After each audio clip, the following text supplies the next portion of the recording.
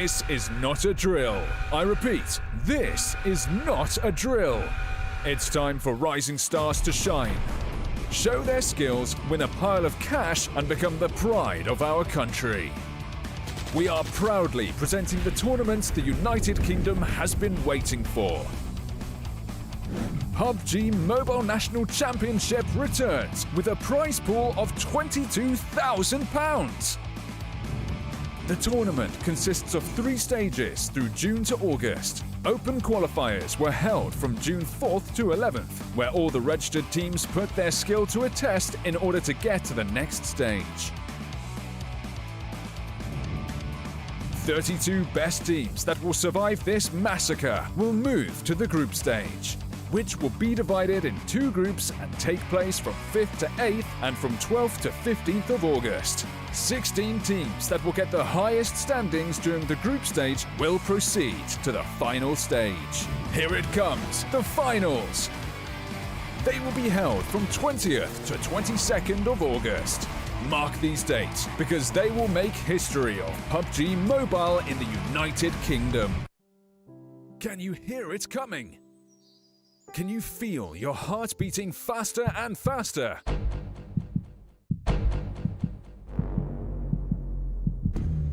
Can you smell a chicken dinner?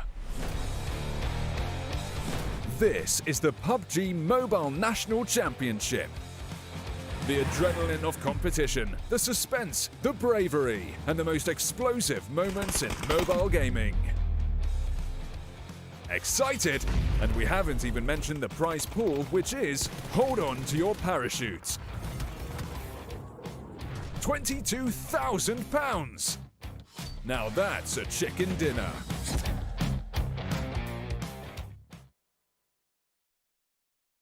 Hello and welcome to the PUBG Mobile National Championship. My name is DK, and of course with me is the ever lovely Professor Tarzan. How are you doing today? Oh, doing great. I mean, I took a bit of a break. I think people kind of know that because I've been around the UK scene for a while now, but so glad to be back. And I mean, it's like seeing the scene grow. Like last year, the National Championship is like people almost didn't even notice that it happened. But then we had our PMCO for this lovely region, and then it's starting to bloom right now. So this time around, we've got some lovely teams, some experienced players, a lot of excitement coming our way. Yeah, I gotta say, I'm quite excited to get into today's matches, of course, this being the first day of the group stage. So I'm quite curious to see what the teams are going to be bringing and whether or not we'll be having any teams stepping up, looking to get a little bit dominant, you know, setting themselves up, because this is one of those important days. If you can get the momentum going on that first initial day, you, in a sense, set the standard, set the bar for what we could expect to see for the rest of the group stage.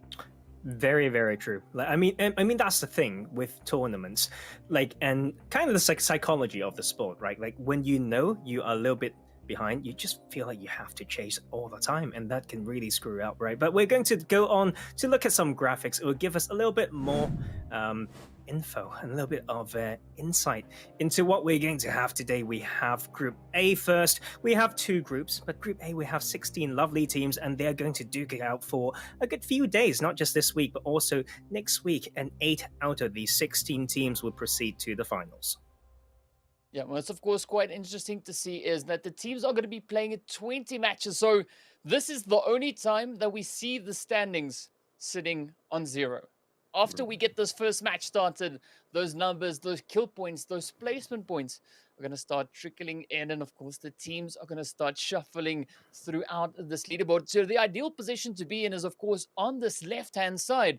So I'm really excited to see what is going to be happening as the teams make their way through. And of course, they're not only fighting it out for that position, but also when they move into the finals, there's a very, very nice reward that they get at the end of the day. And that, of course, is going to be the prize pool that the teams are going to be fighting for, aside from the pride as well as the title there for being the winners of the National Championship for the UK edition. Yes, and especially for this time around, like the sport keeps growing, right? So this time around, National Championship has not just the prize pool, other than the fact that is a great amount, right? To almost match the PMCO, we also have the top 1 seat going to represent us in the PMPL Europe West Season 2, right? But we talked about prize pool. We're just going to go through that a little bit. So we've got 32 teams to start with. We also have Group B that we're going to see tomorrow, I believe. So, but only the top 16 teams are going to have some prize. And but if you make it all the way to the top, £6,500 in your pocket, and that is some serious money. Like all these players can, I don't know whether they've got management, they may have to split it, but you know what? If they can just split it between the 4 or 5, they can have some great upgrade in their gear. Yeah, definitely. I mean, looking at that pole position prize money, that definitely could bring in quite a few changes. But of course, as we go down the list, we do see the distribution there coming in for that second position being on 3,500. Third place, also then bringing in the £2,200, as well as fourth place, bringing in 1,800. So quite a nice distribution as we go through that. But of course, there are rules that come into play as we move into the championship, which the teams, of course, would be abiding by. And one of those rules is, of course, the point distribution. All right, so we got a really nice point distribution, of course, and this is the pretty standard distribution that we see. That first position awarding you 15 points, second bringing you in 12 points, third place awarding you 10, fourth awarding you 8, fifth place awarding you 6 points. Then, of course, you get 4 points when you finish up in 6th place, 2 points for 7th, and then 8th to 12th place brings you in 1 point. And sadly, finishing in 13th to 16th place awards you no points. But the kicker is, of course, the kill point. 1 point per kill. And we've seen quite a bit of a change being brought in by teams as they get aggressive throughout the competition, throughout the matches, and really start to dominate with regards to kill points. Yeah, I think this so-called new system, I mean, it's a little bit too late now to say that it's new, but we're used to it now. Like for a full year now, like we're using this point system. The kills are so important, and you can see it's extremely, punishing sometimes when it comes to not being able to make it to the top 7. Like, and you can see just one placement point, right? It's fine if you go out around that stage, but if you had 1 or 2 good team fights, you can actually tie with the top 5 to top 6 teams. So that is going to change how these teams may want to play it. I mean, the meta is now pretty much settled now. We are used to this, but those in-game decisions still need to come through if they want to maximize their game.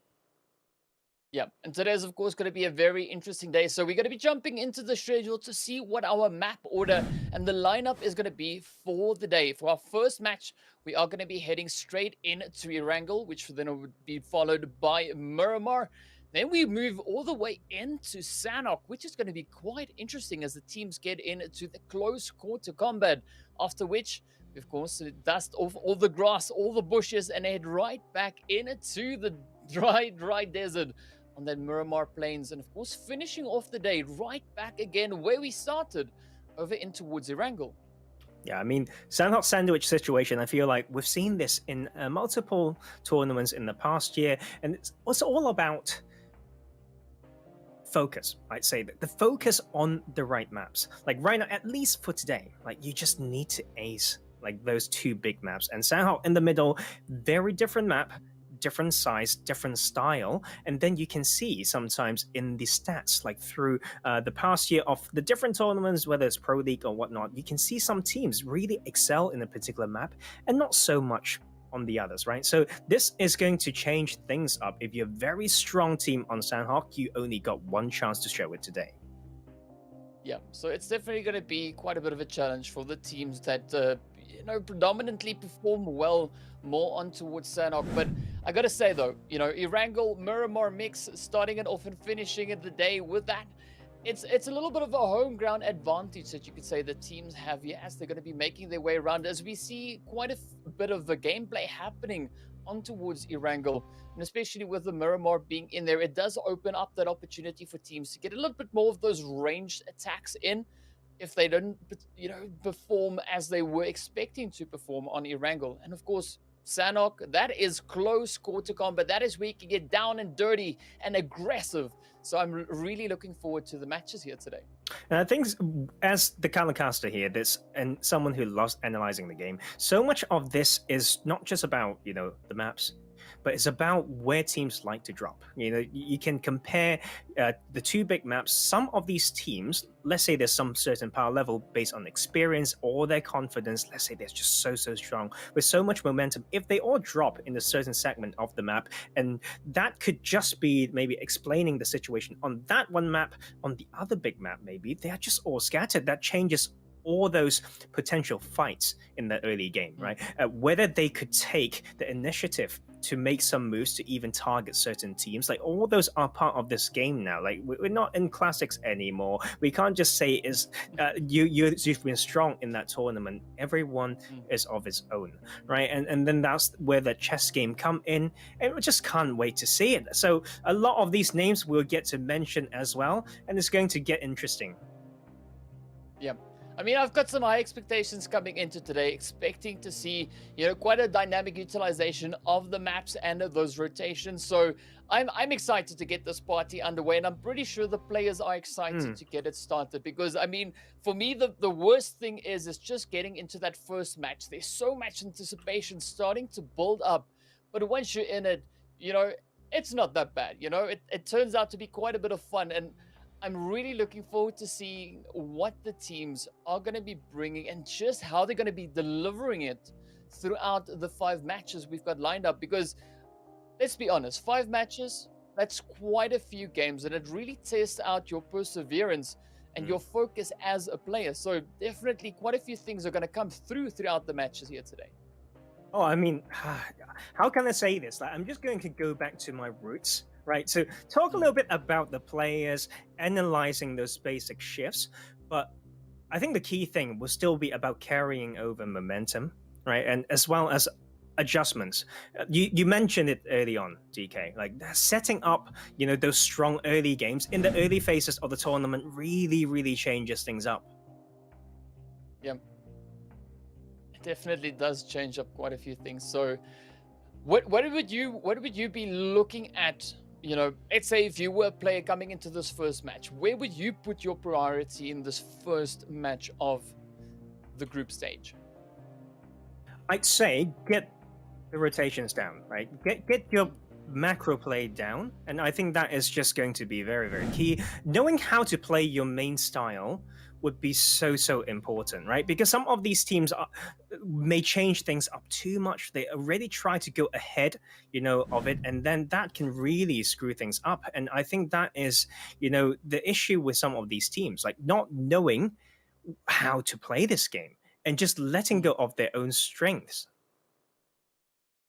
Well, speaking about letting go, I mean, it is now time to let go of all predicaments or predictions we could bring in. Now it is up to the players to show us what they've got. As we move into the first match, we can see our flight path, of course, coming in from Lipovka, heading straight up in towards North George. So a slightly more northern flight path we have here. So it will bring in that extra little bit of complexity, especially for the teams that like to move down into, let's say, for instance, the Sosnovka military island, or even particularly Khukuri, Primorsk, those more southern positions. So I'm curious to see what the teams are going to do with regards to where this flight path is, and also then when that first zone pops, how the teams are going to anticipate their positioning from there.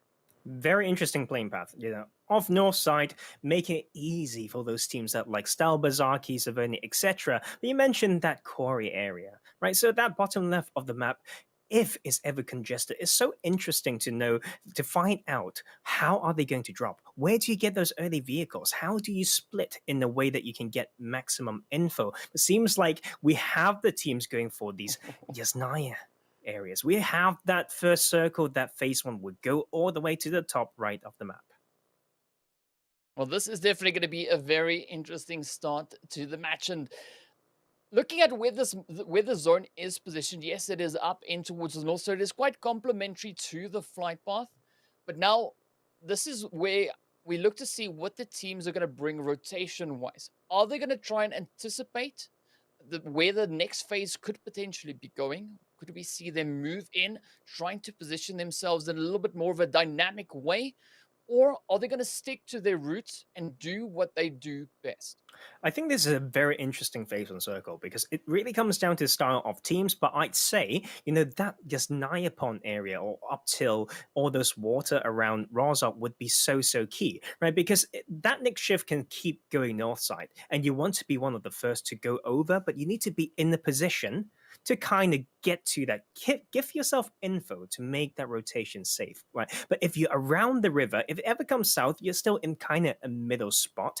And if it just either way, you can get to do some gatekeeping if need be. And right on the screen, we have Conqueror UK. We forgot to talk about the teams a little bit, but we will tell you guys about them as we go. And some of these teams with very experienced players, they might have played together before. They might have just created this team for this particular tournament. And on the screen here, man, like I kind of missed this as well. We have the opening not coming through. Actually, is going to be Hitman killing one of Arena 51 early on.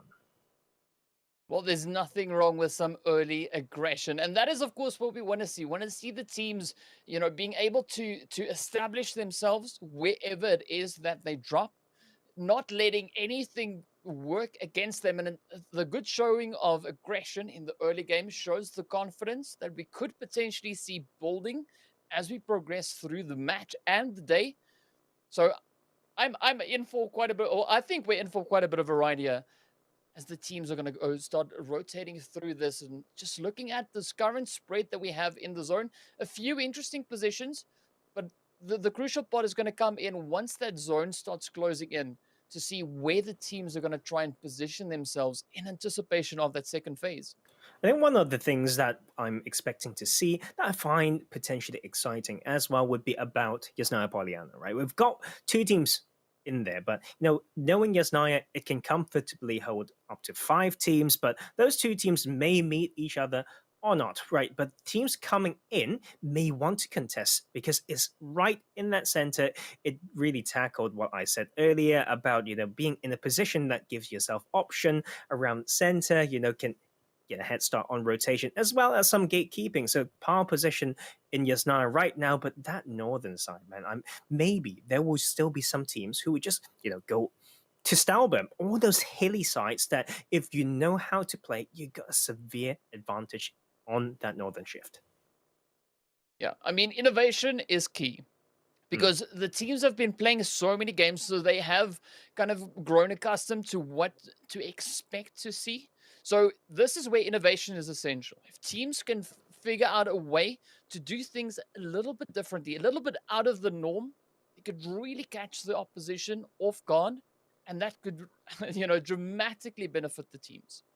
And speaking of, early game as well, we should talk about some of these teams. So we had Syrax on the screen just now. This name, if you guys been following the UK scene, we've seen them, right, in the PMCO UK 2021 spring split. And but the players are a little bit different, right? So in there, you may recognize some names. So for example, Cable, right? He was playing under Royal Knights before, and now in this roster, right? Saif, I believe he's alongside Londa playing in 777 Esports. So it's a bunch of friends, maybe. They just, the scene keeps changing, but the thing that we know at least is that they are experienced players. They've been on some decently big stage before. But speaking of decently big stage, Sons of Odin, they've got a roster in that past PMCO as well, but now they're coming in with a different roster, completely different, and they are just that team that we should say with an organization that's been in the scene for such a long time now,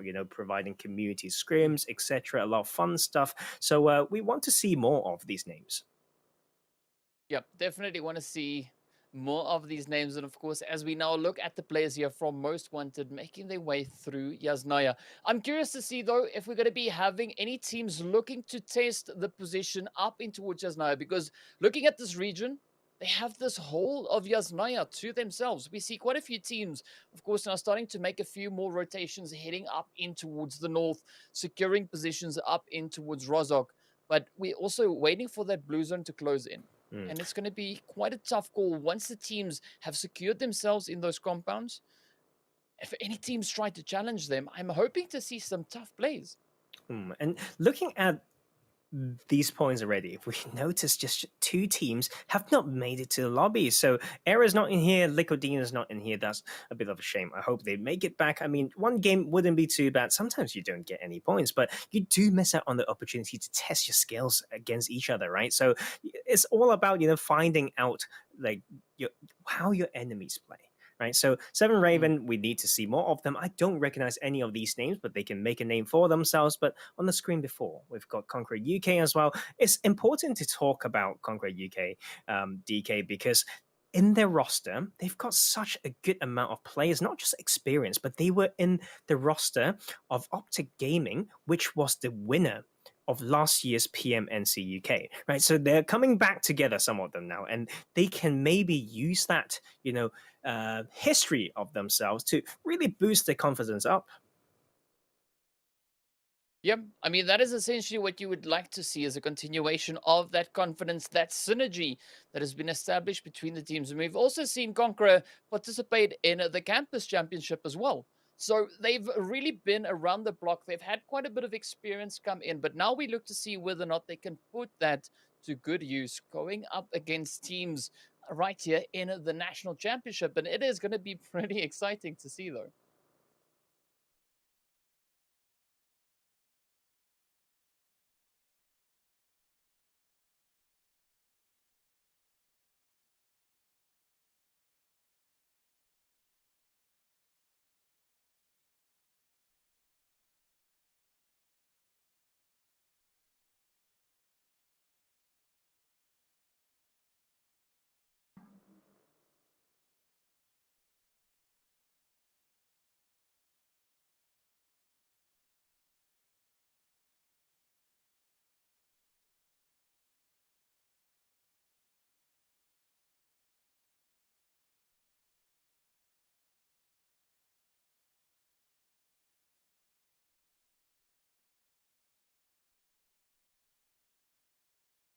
Oh man, this is going to be interesting as we see that convergence now also starting to come into Yasnaya. But a few teams still on the outlying regions. For instance, the players there from Khukuri, we see all the way down in towards the south now starting to rotate up from farm. Right up ahead of them, of course, we have the players there from TRG direction. So I'm curious to see whether or not the teams are going to start getting into any of those potential engagements because things are really also starting to heat up. As we can see here, 7 Ravens holding that position. And with the players from TeamOMA right there alongside them, oh, I'm expecting to see some casualties come in from this. Oh, and you know what? Like these times of rotation is the trickiest. Like you need to use a lot of the early game information knowing from the playing path and the first circle, and maybe the drop locations of the enemies that you've known maybe from scrims, etc. And you just need to find a way in, right? And the timing of these rotations matter a lot as well. Otherwise, you just need to do your basic homework of scouting, having a good rotation path, and as well as a car formation. I mean, center zone especially looks like it could be quite a bit hostile once the teams start pushing in and getting themselves set up within the zone. But this is where a little bit of a pragmatic approach will need to come in. The teams will have to be pragmatic in their rotations up in towards the zone, trying to find those compounds that could benefit them in the coming few phases. And this is where those decision-making skills come in. This is where the players really get challenged.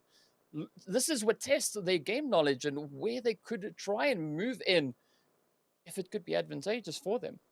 I think this area on the screen right now is very tricky to play. Like TRG holding this, and then a more experienced squad on the other side, Conqueror UK, and this area of the map, right? Like between Rozok and Yasnaya, these split compounds is very hard to hold down. Like a lot of teams know how to do by maybe splitting around it. There's another dip, a small hill around, but having all 4 in there is just another style. But it can be very limiting when it comes to how much you can scale, but we have AK-47 now pulling up to the area of control. But excuse me, although they're only a trio, they do arrive here first.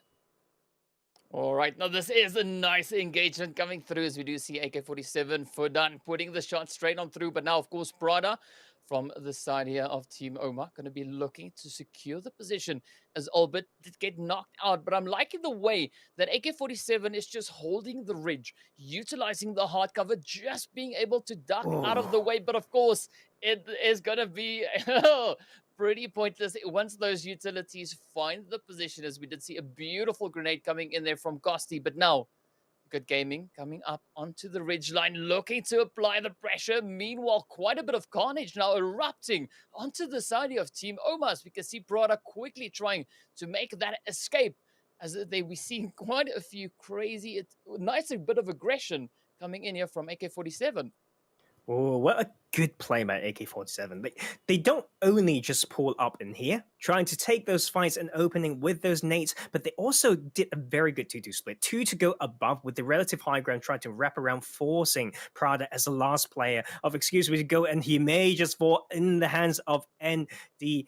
And that is just another very interesting squad because, yes, there's a trio right now, but some PMGC experienced player as well. Like Rokus is in there, we've got Jar Jar in there, we've got just like good few names, Jody as well. So interesting squad, but this new phase will push a squad like Most Wanted to say, goodbye Yasnaya, we need a more central position. So it's going to be that very tricky part, of Hills outside and surrounding Stalbert that will be in play, and that was, I can't just shake it off, DK, because excuse me got in a very good spot, but they did not set up properly. That's why when someone pulled up, they did not use the advantage of that spot at all. Well, I mean, sometimes things just kind of happen. As we can see now, the players here from MDL, they just searching around, looking to see if they can find any of those remaining stragglers. And this is where Prada is under quite a bit of pressure, as Yaya and the rest of the team now look to find that position. They are also up on towards the more mountainous region, so that a high ground advantage can really be leveraged from this point. Very interesting movement there by NDL. Although they're only playing as a trio, they want to scout all those rock areas early on. So they did a three times one split, just looping around, trying to explore the area, and then they will need to find somewhere to go home. But it's not easy if they ever get pushed as a solo, as we can see Conqueror UK Denoka coming in, trying to scout right now. But NDL's not afraid to split, and they're almost getting the opening knock. Jar Jar with a good spot onto Conqueror UK, and one death. Don't want to have his one death yet. Oh man, it is going to be pretty tough. And I'm liking the way that these rotations are coming in. The show of aggression as NDL now quickly repositions, getting ready to try and flank around them, applying the pressure and on a continuous basis. And this is where Conquerors are really getting tested, looking to see whether or not they'll be able to hold their own with the continuous aggression efforts being pushed in towards them. But of course, there's one thing we need to point out as well, Professor Tarzan. We do have those lovely codes also now being dropped, which the players, the viewers can actually get, redeem in game to get themselves a nice parachute skin in, memory of, like, celebration rather, of what we have happening, as we can see quite a bit of shots now being riddled up in towards death there from Conqueror. Ooh, you know what? Like, I'd love one of those codes, man. Like, I'm using the old clothes like for too long now, right? But you know what? Let's leave that for later, because this fight is going to change. Phase 4 has popped. 35 seconds on the timer, pushing this fight and this skirmish to the western edge. And now it's time for NDL to say, do we stay here, right? The problem with this is, just look at the beautiful nade by Jar Jar. They want to wrap this up before the rotation. And now it is up to Rolkus to try and maybe pick off a few of those rotating players. But that has been an absolutely beautiful grenade we saw coming in there. But now, the hits are just finding their way straight on through, as we can see Rolkus now not backing out of that opportunity. In fact, getting aggressive. But this is going to be quite a trying position, as we do have the players there from Sons of Odin now also starting to move closer and closer to that zone. Now, NDL looking to apply that last bit of pressure, looking to get closure. But meanwhile, down goes Rolkus. Jar Jar rather now, and Euphoria, the two remaining players for the side of NDL, are going to be looking to reinforce their team position, just trying to get those raises in. But Euphoria just goes flying off with a vehicle there, jumping out, coming in with a beautiful off-angle play, trying to apply even more pressure right back on towards Conqueror. But who knows? Euphoria even getting lit on fire as Jaja jumps Beautiful. down and they land the finishing blow. Absolutely insane finish and a great handling coming in there from NDL. It's such a clean team fight, the 3v4, slowly working it in and then just crash it when it matters so the revive couldn't come through. But yes, Rokas did peak a little bit too aggressively, but the support came in straight away. Now they've wrapped it up. They got the squad wipe, need to move it in now. We can see Sons of Odin not having a good time against maybe a third party. OMA and Arena 51 both applying insane pressure on that team. And that is the difficulty of the position, especially with this region that we are in. Stolber, it has its high ground positioning, it has its low ground positioning, and now as we could see there, Conqueror UK being the first team getting sent off. But meanwhile, we're still going to be seeing the teams that we do have left over on towards this northeastern side, looking to find a decent setup, a decent position that they can hold as the opponents start pushing in. And now this is where the kills are going to start lighting up quite a considerable bit. Oh, it's going to be a very, very tricky ending, DK, because I know this part of the map, there's a lot of rocks in play, and there is obviously some hard cover within Stelber, but you just need to have that map knowledge, man, like to know which is the best rock, right, with the best elevation, but also with the escape strategy, etc. Like otherwise, you would be so slow in knowing what is your next spot, how to possibly scout for the next place. 12 teams remaining, 38 players in this phase 4, it's arguably still a long game to go. But if we just look at the map and just ask yourself, guys, what do you know about this current circle? What can you say? And this is where it really makes the difference, like between the very knowledgeable player and experience to those who are more used to maybe classics. But I'm not going to make it sound too, how should I say it? I'm just going to give them benefit of the doubt and assume that they all know how to play this one. We have that hard shift going to the northwestern side. Many of these teams need to get the hell out, especially for those 3 or 4 who are still around the main Stelber. Yeah, I'm liking the position though that we see coming in there from NDL position on towards that western side, now starting to move up towards AK-47. And as we can see, of course, this whole region is quite mountainous. We have high ground, we have low ground, and all of that kind of just mixed up together here. But the players here from Khukuri now getting pressurized as they are trying to find their way back up into that zone. Smoke now, of course, getting eliminated, and it is up to Hell to hold on for the rest of the team to try and find that position up in it towards the zone. AK-47, meanwhile, still going to be applying the pressure as NDL is now looking to find their own position as they're squeezing in from this western front. Quite a bit of shots now just erupting all over the place. And we can actually hear the cacophony of shots erupting as the teams are all so close in proximity. You can see, of course, now head after head finding its way through. We've got several engagements spread out throughout this entire map.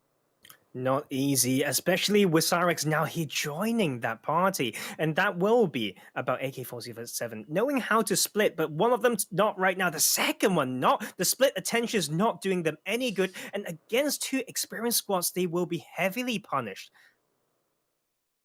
Oh, man, punishment is always due. But let's see, of course, how AK-47 is going to try and hold on to this. Is now up to Gaming and, of course, Murshad to make the final play as the pressure once again comes in from NDL. Rolkers not even wasting a single moment. They're pushing in quite confidently, and NDL, they're looking pretty good, I gotta say. Sitting on 5 kills already with only 10 teams remaining, it is still going to be quite a bit of a challenge for these teams to secure a decent position.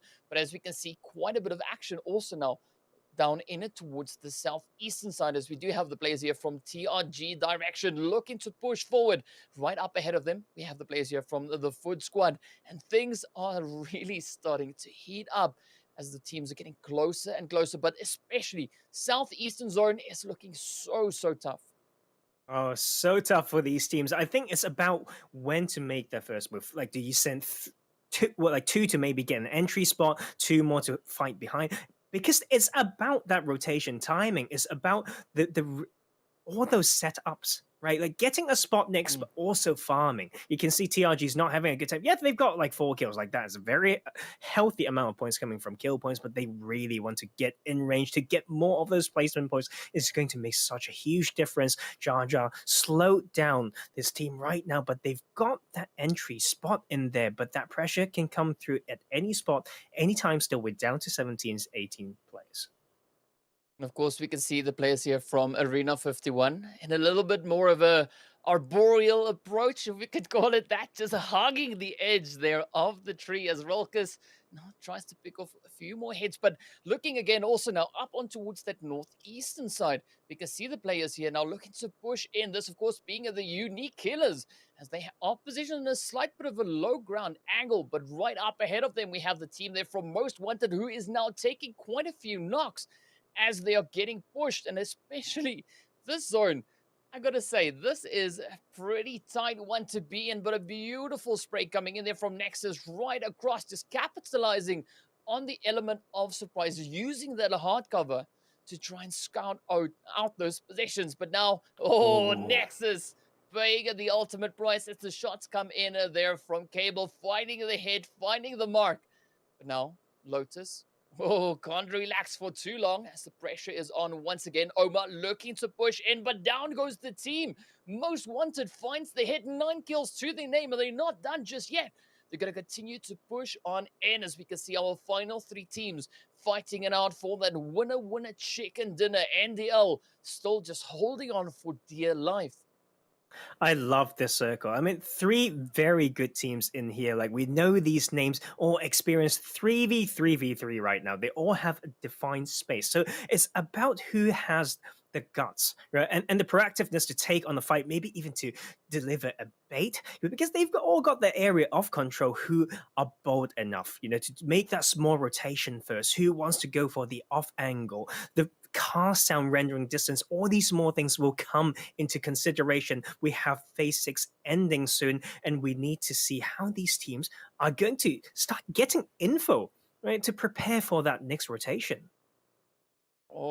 I mean, I can tell you, the players here from Syrax, they are just so beautifully positioned down into the south, not too low, not too high.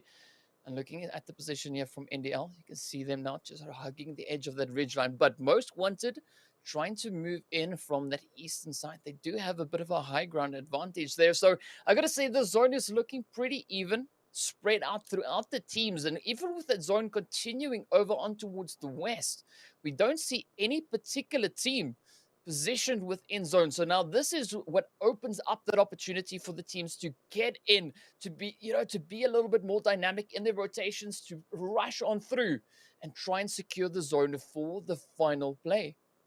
This is such an interesting and exciting time of this phase, right? Some of these opening arcs coming in for the entry spots established and the anchor point by Most Wanted. They are forced to go in and play the edge position, but this is actually time for maybe Londa and the rest of Syrax to make a move, but they decide to play it slow. Keep having a bit of a split, looking at getting info in the rest of the land in that center circle, but it's not going to be easy. Most Wanted should ideally have this. They have all the spots to even use third-person peek to keep track of their enemies, but it's about that clumping that can be dangerous. Now it's them to really hold down this spot because everyone know where they are. They just need to execute it.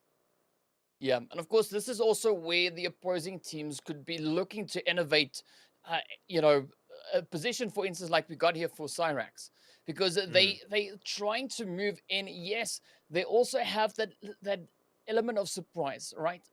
There's only so many spaces that the opposing teams can be in, but they still don't have a clear line of sight on them just yet.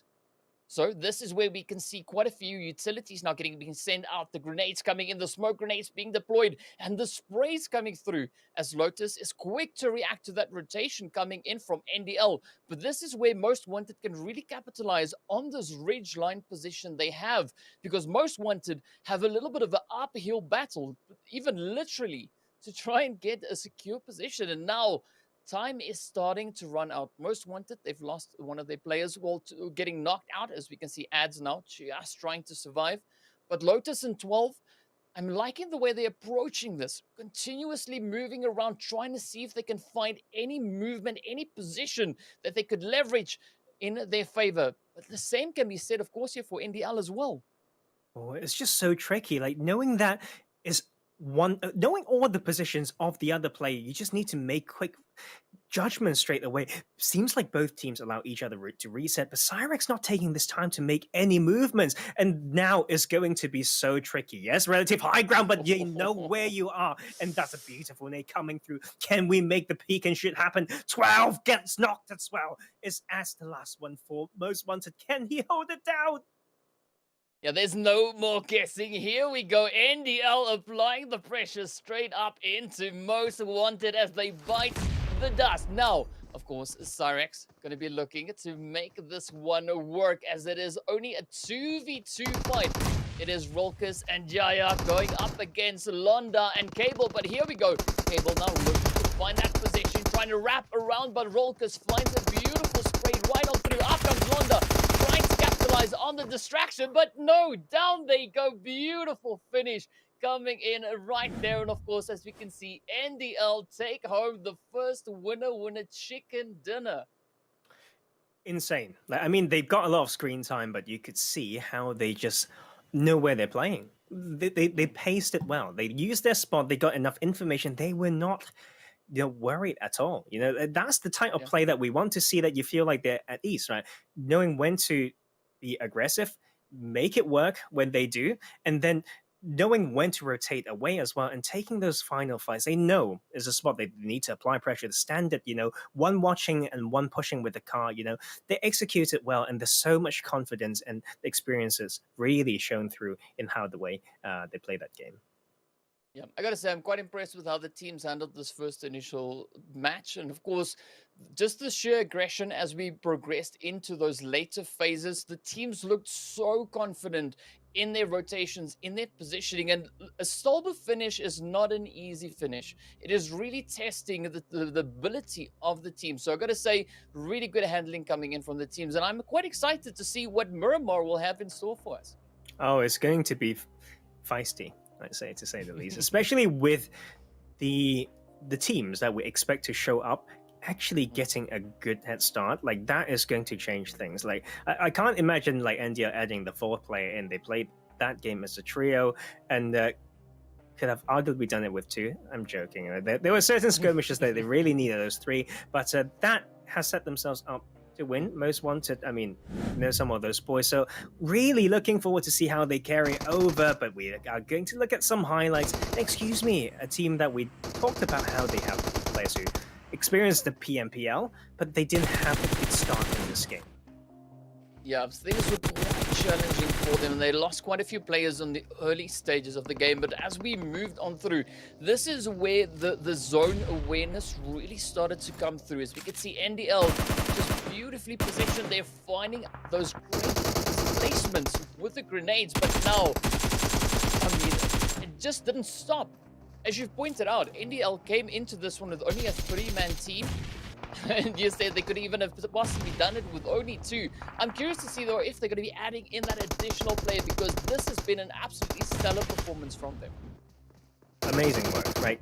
And just adding some of those into as well, Jar Jar, like, great IGL, like, worked, like, through some very experienced team. They've been around the scene for a long time. Rolkis played with Godson in PMGC, and a lot of people have watched him grow and then make his way to the NA scene, right? To play with the rest of Execute, then being Lazareth, and now coming back to the EU scene and just doing what he's known for, right? A lot of confidence, aggression, and then it's nice to see, some of these names holding up to the expectation, to say the least. I gotta say, I mean, just these highlights were so impressive. But speaking about impressive, we move in to our leaderboard after the first match. NDL sitting right up in pole position, and a very well-deserved 27 points coming in for them. As you can see, of course, 12 kills being brought in this last match. But most wanted, don't forget about them. They still stepped it up. 11 kills to come in alongside their third placement. And of course, TeamOMA finishing off 8 position points 8 kill points, awarding them a grand total of 16. So this has really been a tough start to the day, and this is a good setup, a good foundational start for the teams as they want to lay the groundwork and only build on top of that. I think after all, it's about, you know, having the right mindset going into these games. Like, after all, you want to be the top 8, excuse me, to make it to the finals. And yes, it's nice to have big games, but after all, it's about consistency. It's about like learning how your enemies play. Like, you can like theoretically learn how all enemies play, like by watching, be good enough to make it in the top 8, and then just, you know, explode in the finals. As you know, Ads, my man, like, he's been fragging out this game for Most Wanted. You know, the control really comes from starting from Yesna, going to Stalber, and being in the position to both have info on the next spot that they have, but at the same time trying to, you know, clear out everyone behind them on the eastern side. But Jaja coming in strong as well. Rokas, so NDL, Niko Defense League, playing very strong, but Jay-Z might be a name that we want to know as well from now on from TeamOMA, but those would be the top fraggers of this game. The tournament is still young, the night is still young. We are looking forward to seeing more. Yeah, and I'm only expecting to see the leaderboard just increasing quite a substantial amount as we go through the games. And what's good to see is the nice distribution of team names we have in this. We don't see one particular team stepping up and dominating. It's a decent spread with the players. Yes, it's only been the first match, right? But I'm curious to see what this is going to look like once we get into the later games. Once we get into, say, the third, maybe the fourth game, because just the sheer amount of damage that has been brought in alongside that, crazy there from Ads. I mean, Ads is one of the best players that I know, like, personally, and I think it's not just from like game knowledge. It's about, you know, this discipline in his routine, and there's a lot of just, how should I say this? It's just like the right amount, you know, aggression, knowing when to rotate and all that stuff. So that's enough for you, Ads, and that's my call. A little bit of props that I'm giving over to you, but I mean, it will show, and I believe that Most Wanted and witnessing these players grow in different teams and having played with them as well, like, this is really putting them, you know, for a great tournament. I think this is what we want to see, like, just fighting neck to neck with NDL, and these are the two, like, that probably will be my favorite in this group. And but it's too soon to say anything. But game one has really shown why there were expectations, as we mentioned before, and you know what, ready for game two already. Yeah, I mean, there's nothing wrong seeing a pretty strong start, and this is a really good way for, as I've mentioned, you know, the side of Niko as well as Most Wanted to establish themselves right out the gate. There's nothing better than getting out there, getting aggressive, bringing in a decent amount of points, and of course showing a bit of dominance. But the challenge comes in is whether or not they'll be able to continue with that momentum progressing through the games today. Because was it a one-hit wonder, or will we see that kind of as a standard that they've set for themselves in today's matches? Yes, and that consistency really comes in hand with their level of confidence and not having it too much. If overconfidence come in and that disrespectful play start to come in, you're starting to play a bit like a classic or whatnot, and then you can really get punished. That line is very hard to find, you know, between disrespectful play and aggressive play. So we want to see these teams to continue, you know, should be experienced, they should know where the line is. But we are ready to go on for a little bit of a break after this game one. Anything to add? I think there's something that we have to talk about, maybe about some nice device that is really like nice for us, maybe for some of these players if they get that cash money. Well, of course, we have to give the shout out, you know, going straight there to Xiaomi. I mean, Xiaomi, of course, enabling this event, bringing it all possible while assisting and making it all possible. You know, you can always enjoy a super fast and lag-free PUBG Mobile experience with Xiaomi's powerful Redmi Note 10 5G. So I'm excited to see what the teams are going to bring once we get right back from the break. See you guys back in a short few minutes.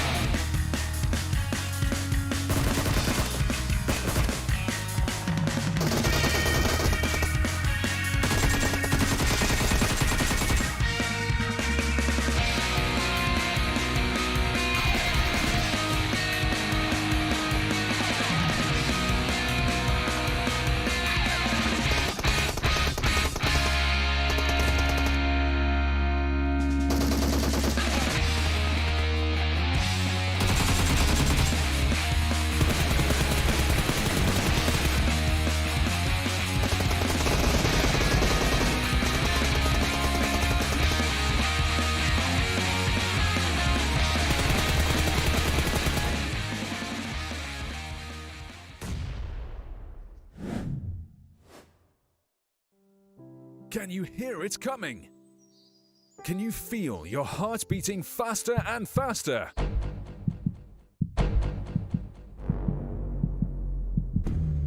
Can you smell a chicken dinner?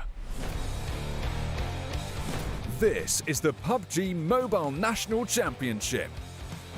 The adrenaline of competition, the suspense, the bravery, and the most explosive moments in mobile gaming. Excited? And we haven't even mentioned the prize pool, which is, hold on to your parachutes. £22,000! Now that's a chicken dinner.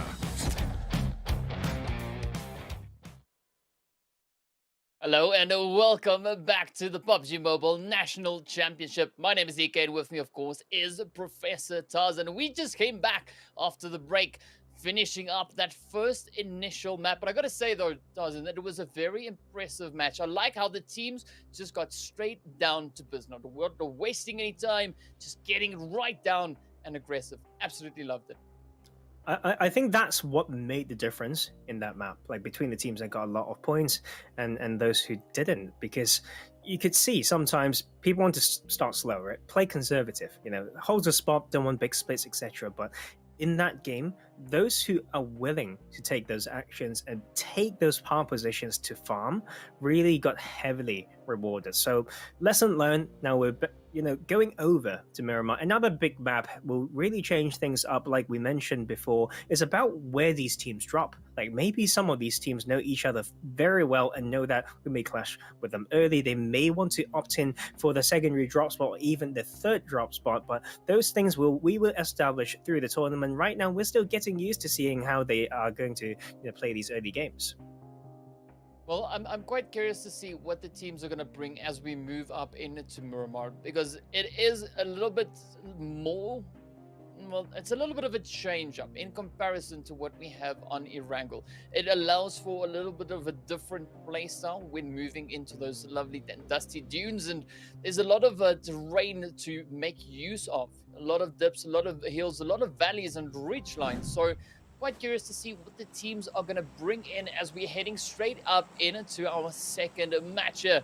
Of course, as we've mentioned, it is right on towards Miramar. We can see the flight path coming in from the north of the match, making its way all the way down over in towards Minas del Sur, down in that far southern reach. Of course, now we see this flight path being ever so more over towards that western edge. So it is going to be quite tricky, especially for the teams that like to frequent that eastern side.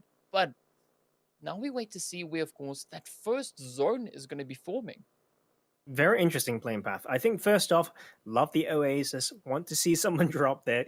May not be easy for vehicles, but so many teams dropped. Like in the very early parts of that playing path, but having it going from Oasis all the way to that small island Minas del Sur, like making it so tricky for these teams who love spots like Cristóbal, El Azhar, even Los Leones, like may require a bit of that float on the parachute. So you need to have some very good skills. Like if not, you know what? It's important to fight for those vehicles along those main roads, but it's very tricky playing. It's trickier than people think, I would say. And then we have some of these teams really clumping up on the north side. Man, like I don't think I've ever seen such a congested northern side around Oasis, but we have that phase one basically centering just off the north side of Chimicera. So these teams need to get the hell out, but these are some early action, and that is something that you really want to have as an early game weapon. Like AR's M249, am I tripping? Is that it? In this early game, maybe a squad wiper in the first minutes of the game. Well, I can tell you it's definitely going to be quite interesting. And of course, you asked for teams to drop up in towards that Oasis region. And that is exactly what they've given us here. But now, Karma and Joker facing off in the warehouse here. Joker seems to be a little bit isolated.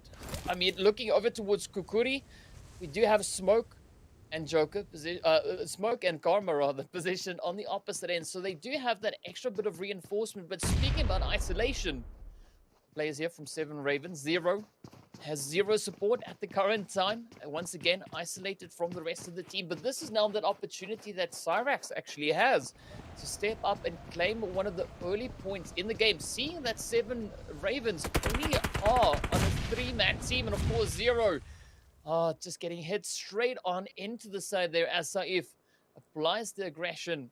We also do see Karma taking a little bit of damage, but this is interesting to see how the teams are going to handle these early game engagements.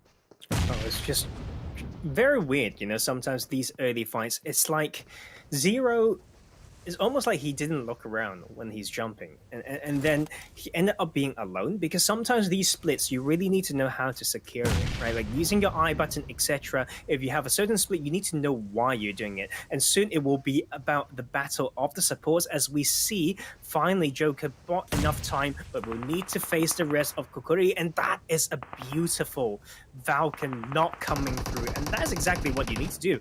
Stay silent, don't give any audio cues, buy time, have good comms, and then try to take advantage doing that. And this is the time for Joker to come out with M249, try to do Oh, beautiful play coming in here, of course. Now, Joker not joking around, getting straight down to business. Once the reinforcements from the rest of the team arrived, you could see that confidence coming back into Joker, not feeling so isolated anymore. But now it is up to Smoke and Karma to hold on for the side here of Khukuri, as they are now just positioned on the back end of that warehouse. And it is going to be a pretty tough position for them to try and get out of. Hitman, of course, as you can see here for the TheUnikKillers now.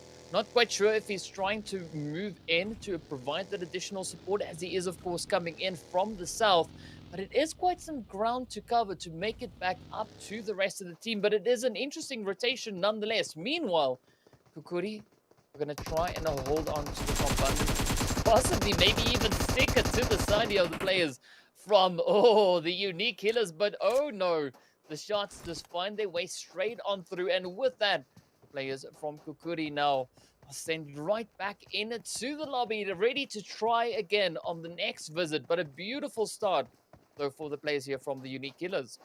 The TheUnikKillers, I mean, that is basically them having a split and knowing exactly how to use it. Like, the issue with the way that Khukuri was playing that was as if they've got the split because they're relying on people not really going to contest it. Like, it's so far off from the center of the map, people usually don't come here, and they just split around here. But they were not prepared to face off someone, and that's the difference between the two teams. The side of the TheUnikKillers come in, you know, very beautiful way to buy time, get the high ground in this part of the map that a lot of people don't know, and make the very good small rotation, push someone towards the overwatch, etc. Now the support comes in, and now they claim the northern side. Still got some grounds to cover. They need to slowly scout in because they jump off the plane so early.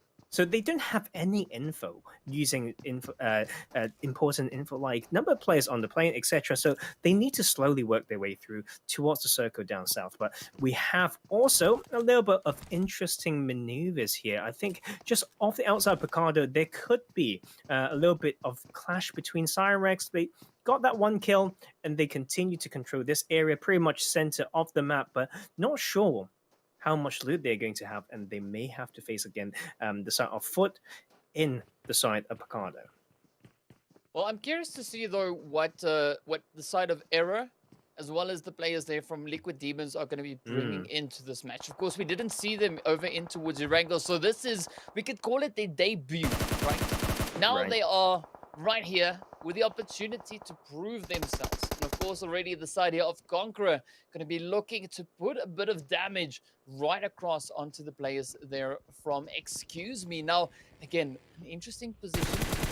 Really strong angle actually here for the side of Conqueror. As you can see, they're now just capitalizing on that, just applying the hurt, applying the pressure, and getting 2 easy kills in. But now the aggression coming in there from Death and his teammates. You can see them rushing right up, the vehicle flying all over the place. And this is that opportunity where we could maybe see a play coming in now from the side of Excuse Me, as we do see them disengage from that position. I really want to see how Excuse Me bounce back from this, right? Like, supposed to have some experience, right? Shown on PMPL, some of these players. that game 1 lost 2 very early in game 2 is not going to be easy, and especially in this part of them, maybe they just don't expect anything to happen just outside of the zone to this northeastern edge, and they just lost their players. Sometimes it's these small things, DK, you know, like you assume that it's open, you just ride through. 2 seconds you say it's clear, when it's not. Maybe that's the reason why some of these deaths are happening. But it's good to know that Prado with Kosti, you know, teammates through from Gaijin Seraphim will make their way down past Junkyard and still maybe able to survive towards that big game.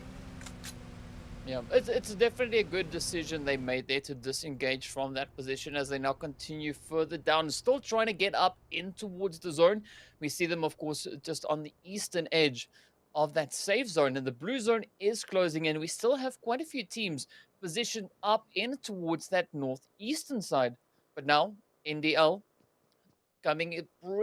showing a pretty strong performance in our first match, now positioned all the way down in towards Chumacera. I'm curious to see how long they are intending to stick around in this position, and whether or not they could maybe look to foil the efforts of some of the teams that could try and rotate in, as we look to see now where where the second phase rather is going to be going.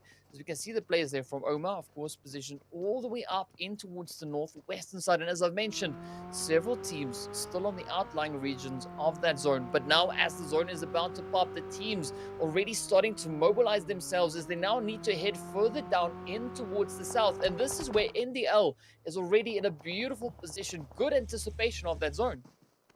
And that is also, you know, just an interesting circle. But I'll tell you why, DK. Just draw a line from La Julera towards maybe just the bottom left tip of Los Leones. Then you get very different two halves of the circle, right? We've got the very hilly side all the way towards Valdemar, maybe Minas del Val. But then we have that Chumacera main road, everything to the top right to that. Crazy. So many split compounds, very open areas if you need. So spots like Chumacera Church, incredibly strong. And one thing that I want to mention as well, and this still pretty early on in the game, there's such a high preference of these drops on that eastern side. It's a pretty western playing path, right? It goes all the way to the bottom left, but these teams all kind of appear on that right side. And so this is important info for these teams coming into later stages of this group stage, as well as the rest of the tournament. Just take an unclaimed, untouched Monte Nuevo, so stuff like this is important for these teams to come back. Just not look at exactly how, according to the memory, but use these votes. Very important votes and info, So phase 2 about to close. We will have maybe a little bit more action between the side of the TheUnikKillers and some other teams because they've got a strong start, but they need to start moving now. Yeah, and of course, the players here from TRG direction also now just getting engulfed by that blue zone. So I'm curious to see how they are going to try and reposition themselves, how they're going to try and get back up in towards that zone. Right, it is going to be a little bit of a challenge having some company in the region, but as we've seen now from the players there of the TheUnikKillers, they don't necessarily just back out of a fight. They do tend to get a little bit aggressive, but now the players here from Syrax also going to be looking to push on in. They're already in a very centralized position within the zone, but now they're looking to improve that. As we can see, Londa and Cable not just rejoining up back to the rest of the team, but this is the engagement. We were talking about the players here from TRG now just meeting their end as they're trying to rush on up. But of course, the TheUnikKillers coming in with a very unique approach to bringing an end right there to TRG. My God, what a clean one. I think the confidence coming through from Hitman. If you want to look as cool, not only can you just frag out like him, there's the code on the screen, guys, for you to get some more outfits, some more great things to redeem, and then you can maybe not just play good and look even better. And look at that beautiful spray coming through, just punishing someone on rotation. And that is also just the TheUnikKillers. So ready to play the edge style, and just the way that they've been getting these kills is basically capitalizing on someone being caught off guard, right? So that is one thing for sure. If they end up needing to come into more center position to play, that control game, keep maybe resetting up, in a new circle, and that is something that I want to see from this team. But some more clash happening right here. Arena 50 run coming into this tournament from a very great results, like from the online qualifiers. We've seen them in the Campus Championship of the EU West as well. And but my impression of them has not been strong, to be fair. So, DK, I want them to change my mind, but they are not having the upper hand right now. Hey, I mean, if the PUBG gods smile on you, you have a fantastic day, right? So this is, of course, that opportunity they have to not only impress you, impress the viewers, but also impress themselves and get themselves into a good position on the overall leaderboard for Group A. But meanwhile, AK-47, I'm liking the approach they're taking here. A very spread out approach, also not too separated, but a good angle to be in to gather the information on the team up ahead of them, of course, which is Arena 51. You can see a few more rotations now coming in there from the players of the TheUnikKillers as they are now heading right up into that position towards the zone, but also now over on towards the northeastern side. We have the players there from the Liquid Demons looking to put a few more heads in, but still, Arena 51 not letting AK-47 sneak by. As we can see, Translate up in the window, keeping a very watchful eye on Hero, but Hero coming through, though, with the M24 shots. Ooh, I think this fight may not be wise for some of these players to take, unless you're very stacked. Okay, Murashat, okay, fine, you've got 5 first dates, but this circle, right, is basically what I would call Chubasera and his hills, right? So Chubasera on the northern half, then the hills on the southern half. You guys saw it on the minimap just now. This type of circle means that you kind of want to get there a bit quicker, right? There's so many power positions. You want to get in there, so otherwise you get slowed down. You don't just tank the zone. You need to heal as you move in, and then you lose to a team that's well set up in there. And Era's made another error. Missed game 1, now stuck on the outside against Liquid Demons. You see, these teams not giving each other a break. Both missed a game, and they now want to kill each other. I don't know how to feel about this, but you just got to play the game. I mean, a great approach coming in there from the Liquid Demons. Liquid Demons as they show a bit of aggression while also now trying to reposition themselves back up in towards the zone. And a really good effort there to try and foil that rotation, of course, for the players from Era. So I don't think it was an error on the side there of Liquid Demons. Good positional play there, good decision. But meanwhile, they now still have to, the players here from Era, have to try and cover all that ground as the blue zone has caught up with them. As you can see, we don't even see them on the map. That is just how far they are outside of that zone. So quite a bit of ground for them to still cover. But looking at the zone itself, we still have that nice balance. The northern section of the zone, of course, being the more flat terrain. And as we head a little bit further down south, we do have that more mountainous region coming into play. We can even see the players now trying their utmost to get into a decent position as the 7 Ravens are utilizing the high ground they have. And of course, trying to put the shot straight up in towards the Liquid Demons. As we can see, Sky now getting knocked out and thirsted.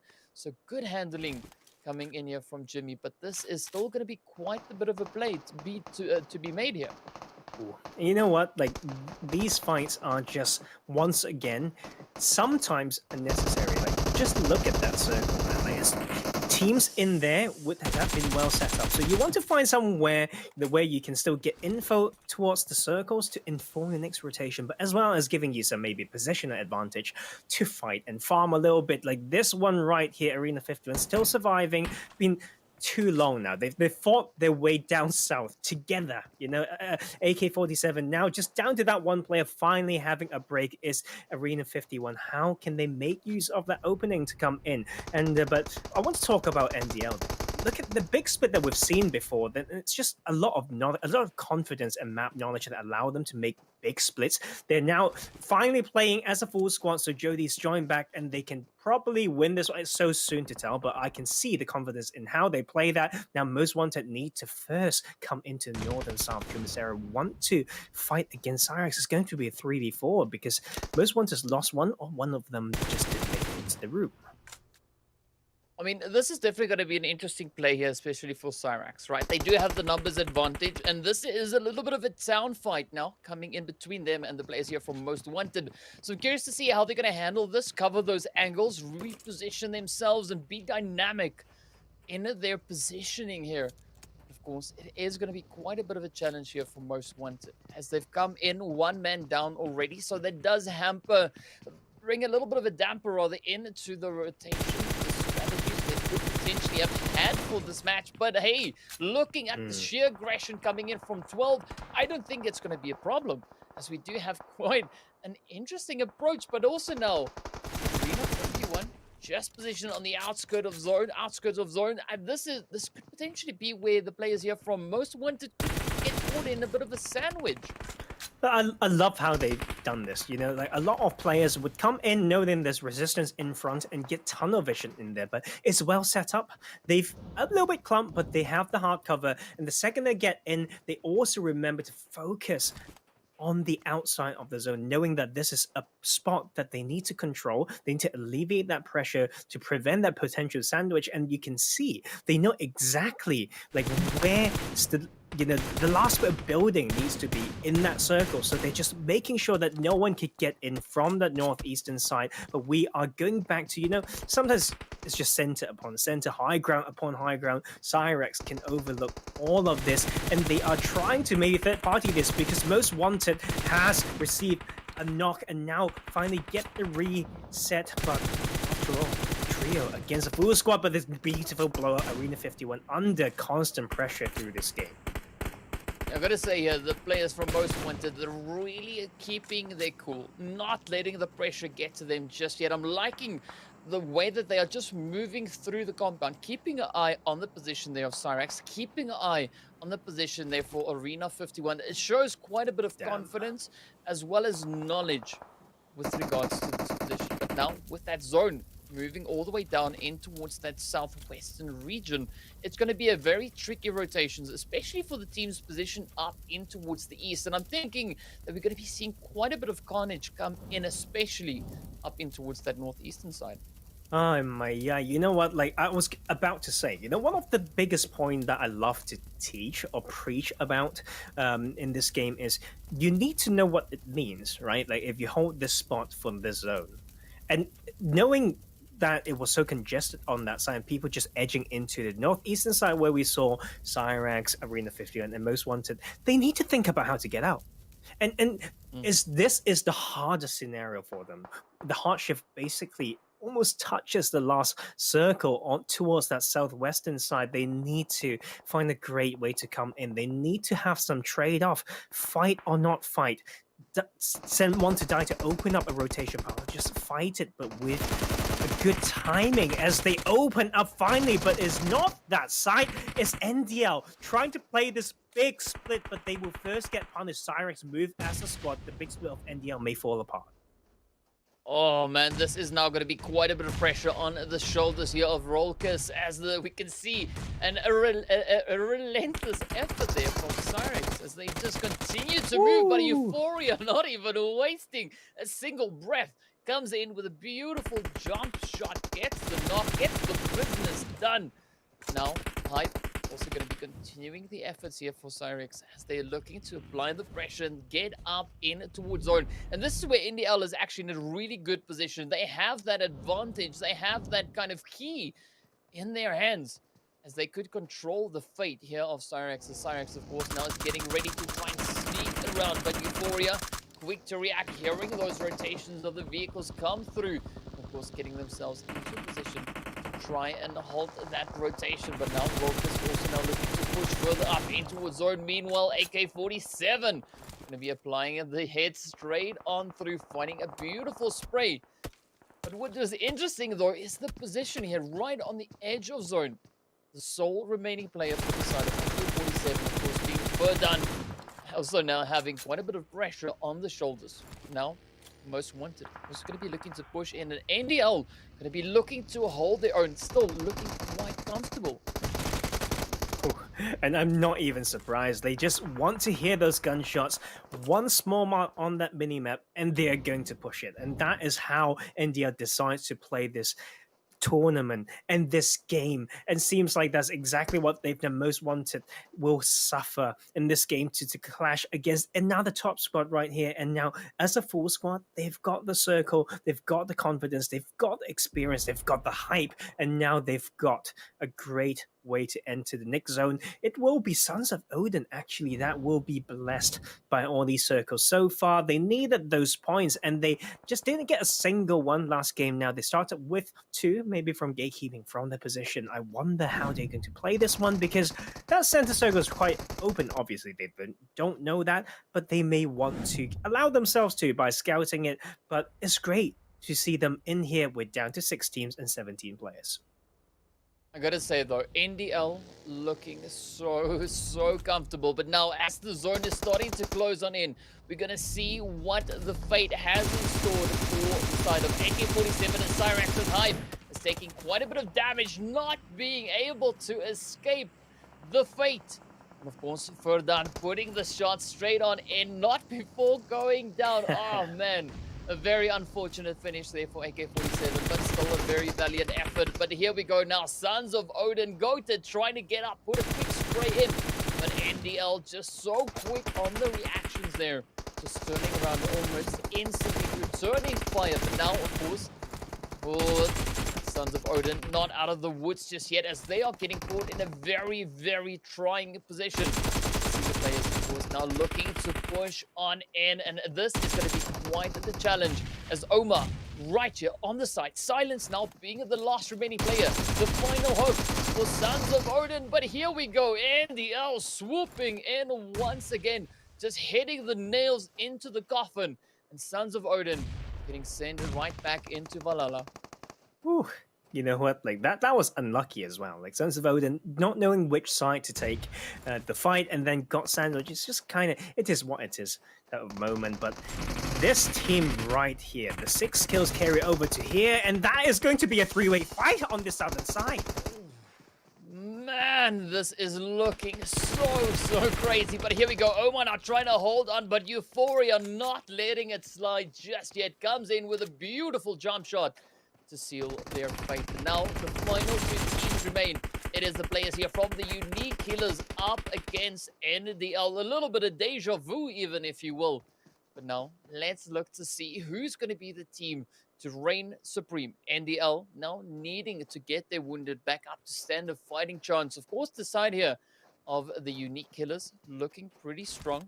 Also coming in 4 players into this final match, sitting on a very comfortable 6 kills to their name.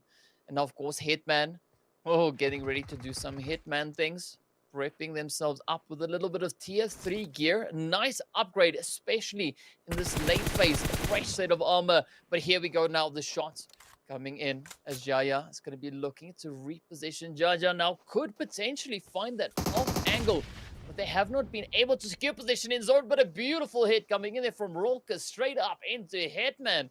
And now Anish just hugging the edge of that ridgeline. This could maybe still turn in favor of either the TheUnikKillers or NDL. Of course, it all comes down to this final few pushes, these final few plays. And Joker coming up with an M249. That, of course, being an absolute machine of a weapon. Just letting it rip now right onto Rolka's down. He goes. Beautiful avenge. But now, will they be able to close it up all the way? NDL still holding their own, trying to get the spray straight on through. 13 kills, though, on the board for NDL. Absolutely insane. Beautiful spray now coming through. Vulcan just up ahead. Vulcan and Euphoria trying to fight it out. 5 players remain. Quite a few knocks, of course, spread out throughout this remaining zone. But up comes Yaya. Jaja sends the nade straight on in, finding the hurt straight up onto Vulcan. And now it is up to Joker to hold their own. 1v3. This is the final rush, the final show. Beautiful spray comes in, but it is not enough. NDL swooping in, finishing it off exceptionally well. And of course, as we can see there, finishing off with a really strong 15-kill game. Insane stuff. What can I say? Like, when they had 3 players they wanted, now that they have 4, they will win more. And now that they've won 2 games, they are ready to win even more. It's insane play. Like, I think this just a huge amount of confidence in these players, and I think came from experience, obviously, but the execution was just there. Like the way they clear the zone, gain more control, to to revive or not. I think they will be put to the test a bit more, right? But it's great to first off, it's great to have all 16 teams like to start off with. But what a beautiful game once again by NDL, and I don't know. Feels too early to say. Like I think the only thing that can really tear them down is by I don't know internal conflicts, overconfidence that lead to some. I don't know, man. DK, they've been looking so strong. Well, we're going to find out because next up we are going to be moving into Sanhok where the teams will have that opportunity to get quite aggressive. Of course, going from such a wide open space that we see here on Miramar, heading into Sanhok, it is much more close quarters. So the teams are going to be cheek to cheek fighting it out in the jungle. But of course, this particular match has been absolutely amazing to see. Again, the team's just getting down to business right out of the gate, not wasting any time, getting those rotations done, and it really pays off. And so far, we do see a little bit of that dominance coming in from India. We'll see whether or not they'll be able to continue. And now just looking back at some of those beautiful moments we had coming in this Miramar game, of course, the players there from the TheUnikKillers starting off with the carnage and just finishing with such a beautiful bits of absolute carnage. Ooh, you know what? Like, I just love how that game started with something that we are really not used to. Like, in the part of the map that's really different, most wanted, controlled it. Like, it's not easy as a trio, but that I'll give them benefit of the doubt. Like, if they have 14, maybe it will be completely different. But they put the work in and they looked out for what they needed to, but right here, Liquid Demons with their debut in this tournament. Not doing the best though, but NDL, they start with this skirmish that could have gone really, really wrong. But they held it down and they carry it on to frack like crazy. I mean, that was a very, very cheeky wipe right there on the players, of course, from Most Wanted. But NDL just held their own throughout this entire game. Looking so confident when they get aggressive, not being too phased by any of the shots, finding their way up in towards them. I mean, this is absolutely fantastic, fantastic stuff to see. Ooh, but you know what? Like, the TheUnikKillers, interesting team to look out for, like, from this point onwards. I think we mention momentum all the time, like, to have a very decent game like this early on, maybe what it needs to push them all the way up. You can see, like, that was such an important, almost hitting 20 points, but 19 from that, but nowhere near the picture-perfect 1-to-1 placement point to kill point ratio coming from NDL with a 30-point game, and they have such a huge lead right now. But it's also nice to see Sons of Odin maybe coming in here and getting a little bit more points, but a lot of that come from that placement point, and we want to see more of their team fighting from these teams. But it's still early, the night is still young, like we mentioned, so we are ready to see more DK, and we are very ready for that one game only on Sanhok. So different stuff, but definitely my cup of tea.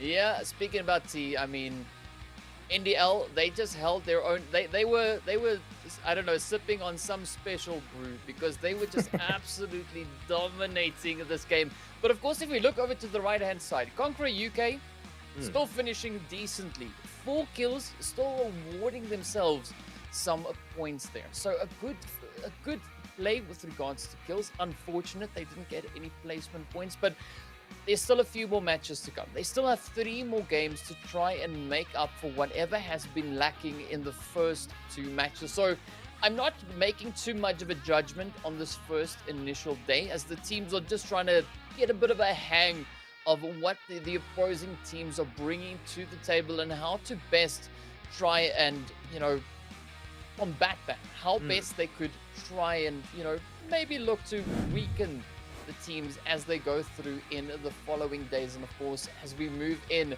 to our kill leaders, you can see Jaja sitting up right there in a pole position with 4 kills, but of course sharing this position with Andy, Rolkers, Jody, and Joker. So wow, that's a lot of J's right up there in the first slot. But hey, it's a pretty impressive spot to be in nonetheless. And I mean, like, it's just the start for them. It's just a bit scary, I'd say, if I'm the rest of the squad. And the thing is, though, like, for when you talk about bouncing back earlier, that right side of that table, excuse me, it will be the team that I'm looking out for. They really need to bounce. You know, they yet to get a single point, I believe, and a little bit more stats to show everyone how dominant the side of NDL was in that game.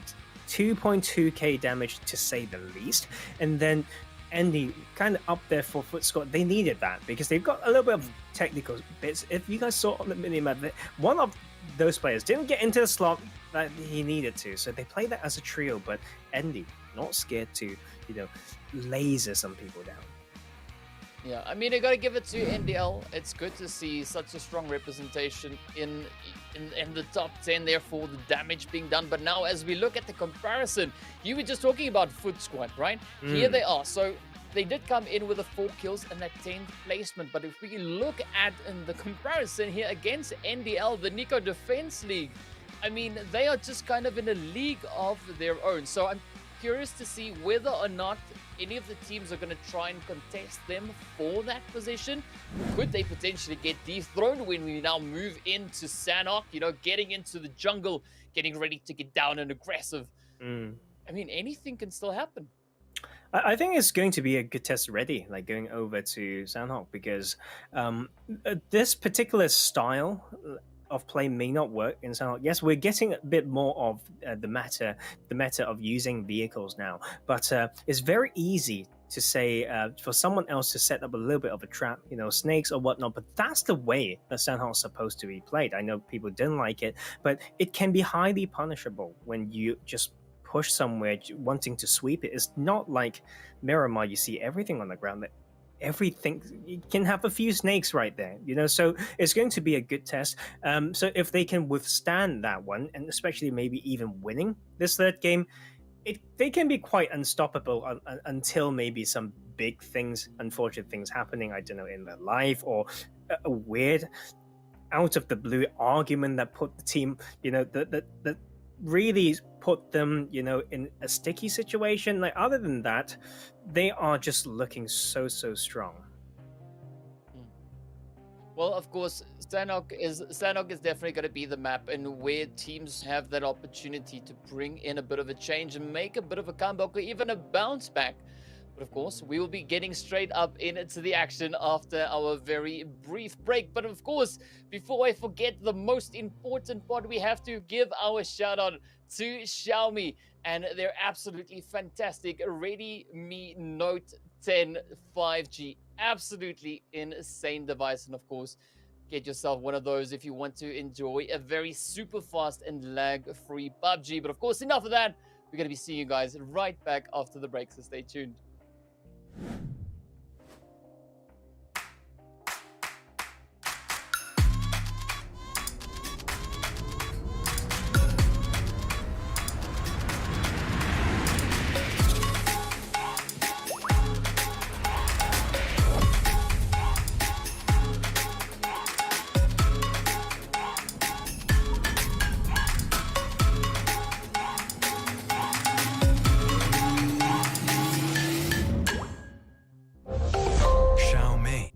This is not a drill.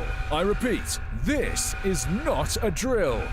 It's time for rising stars to shine, show their skills, win a pile of cash, and become the pride of our country. We are proudly presenting the tournament the United Kingdom has been waiting for. PUBG Mobile National Championship returns with a prize pool of £22,000. The tournament consists of 3 stages through June to August. Open qualifiers were held from June 4th to 11th, where all the registered teams put their skill to a test in order to get to the next stage. 32 best teams that will survive this massacre will move to the group stage, which will be divided in 2 groups and take place from 5th to 8th and from 12th to 15th of August. 16 teams that will get the highest standings during the group stage will proceed to the final stage. Here it comes, the finals. They will be held from 20th to 22nd of August. Mark these dates because they will make history of PUBG Mobile in the United Kingdom.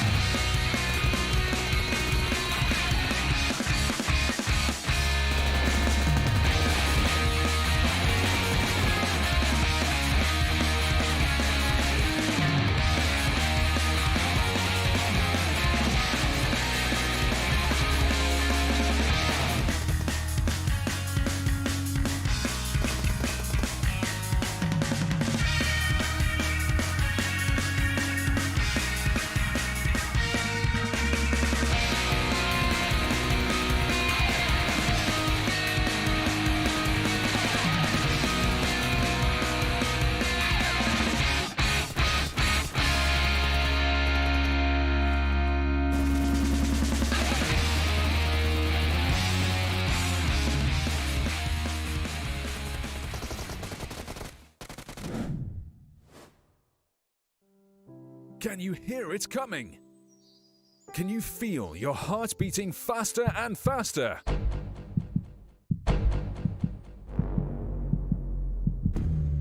Can you smell a chicken dinner? This is the PUBG Mobile National Championship.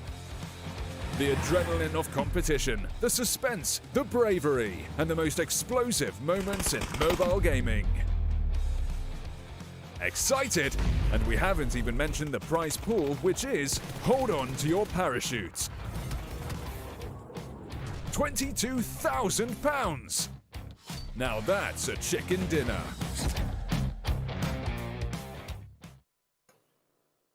Hello and welcome back to the PUBG Mobile National Championship. My name is Deacon, of course, with me is Professor Tarzan. And we just came back from our second match. And I gotta say though, Tarzan, these past two games have been absolutely crazy. We've been seeing quite a bit of aggression throughout the entire game. But now, as we're going to be moving up in towards Sanhok, the map that lends itself to aggression, I cannot wait to see what the teams are going to do with that.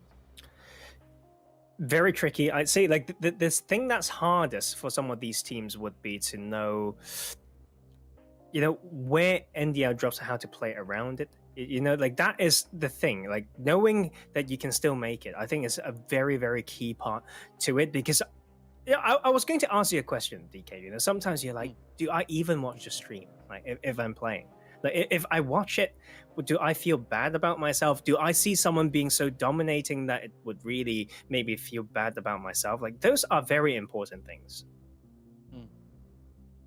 Yeah, I mean, it's difficult, especially when there's a team that is quite dominating in a particular match or, in the past few games.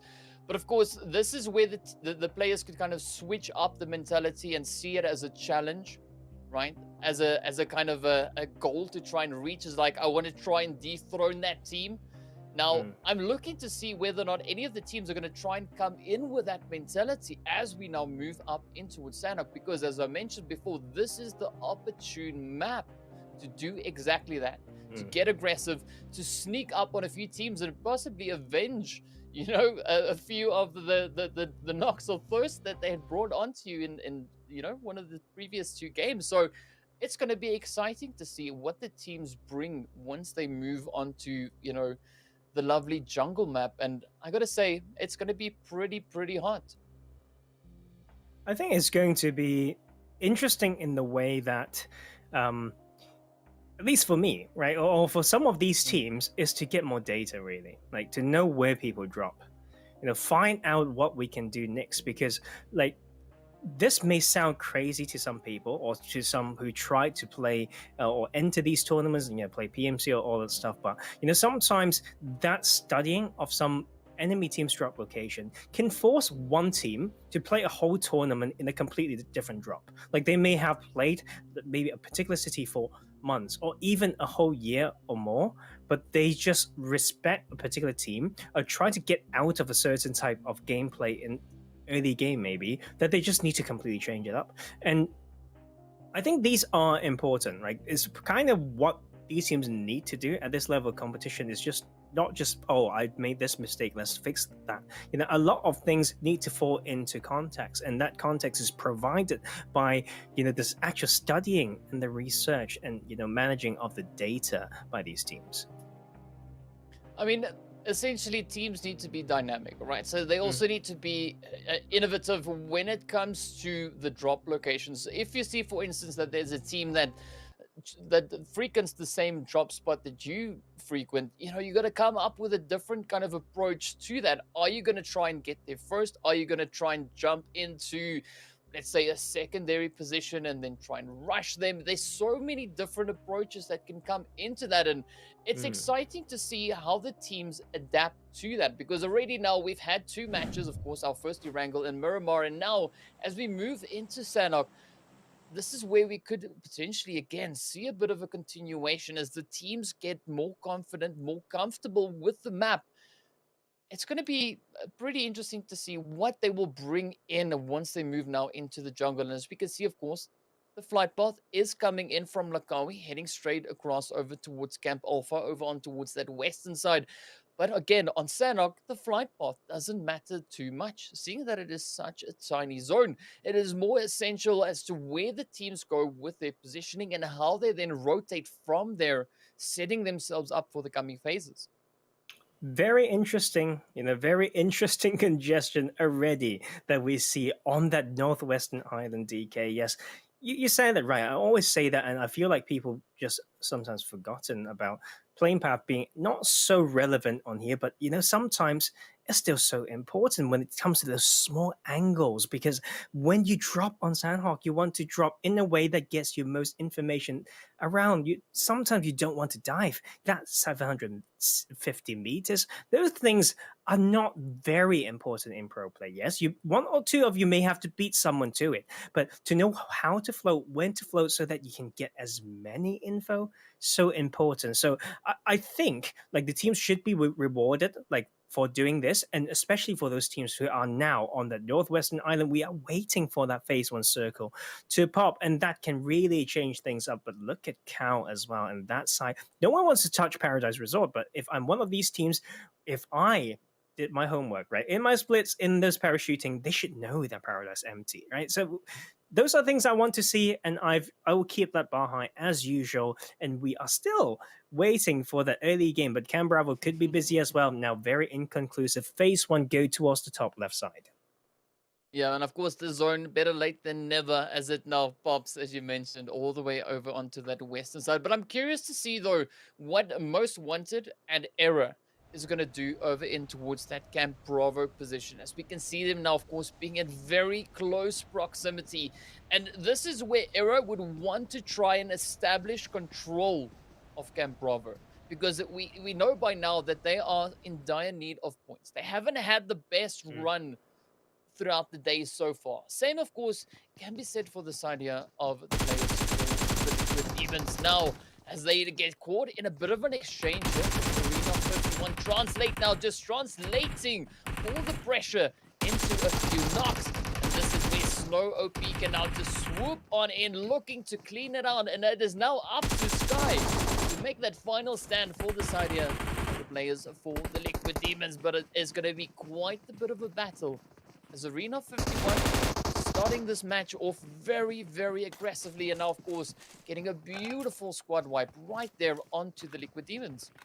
Much needed. I mean, this squad's been in the scene, kind of in and out. Like, I know a little bit of this story didn't quite make it into PMCL UK, like very close, right? But they had made it into this one, and they just need a place like this to elevate them. PMCC as well, not so easy. At 17 place, if our memory serves correctly, but Liquid Demons coming in will give them the much needed boost as they just take it and will continue in this game as a full squad.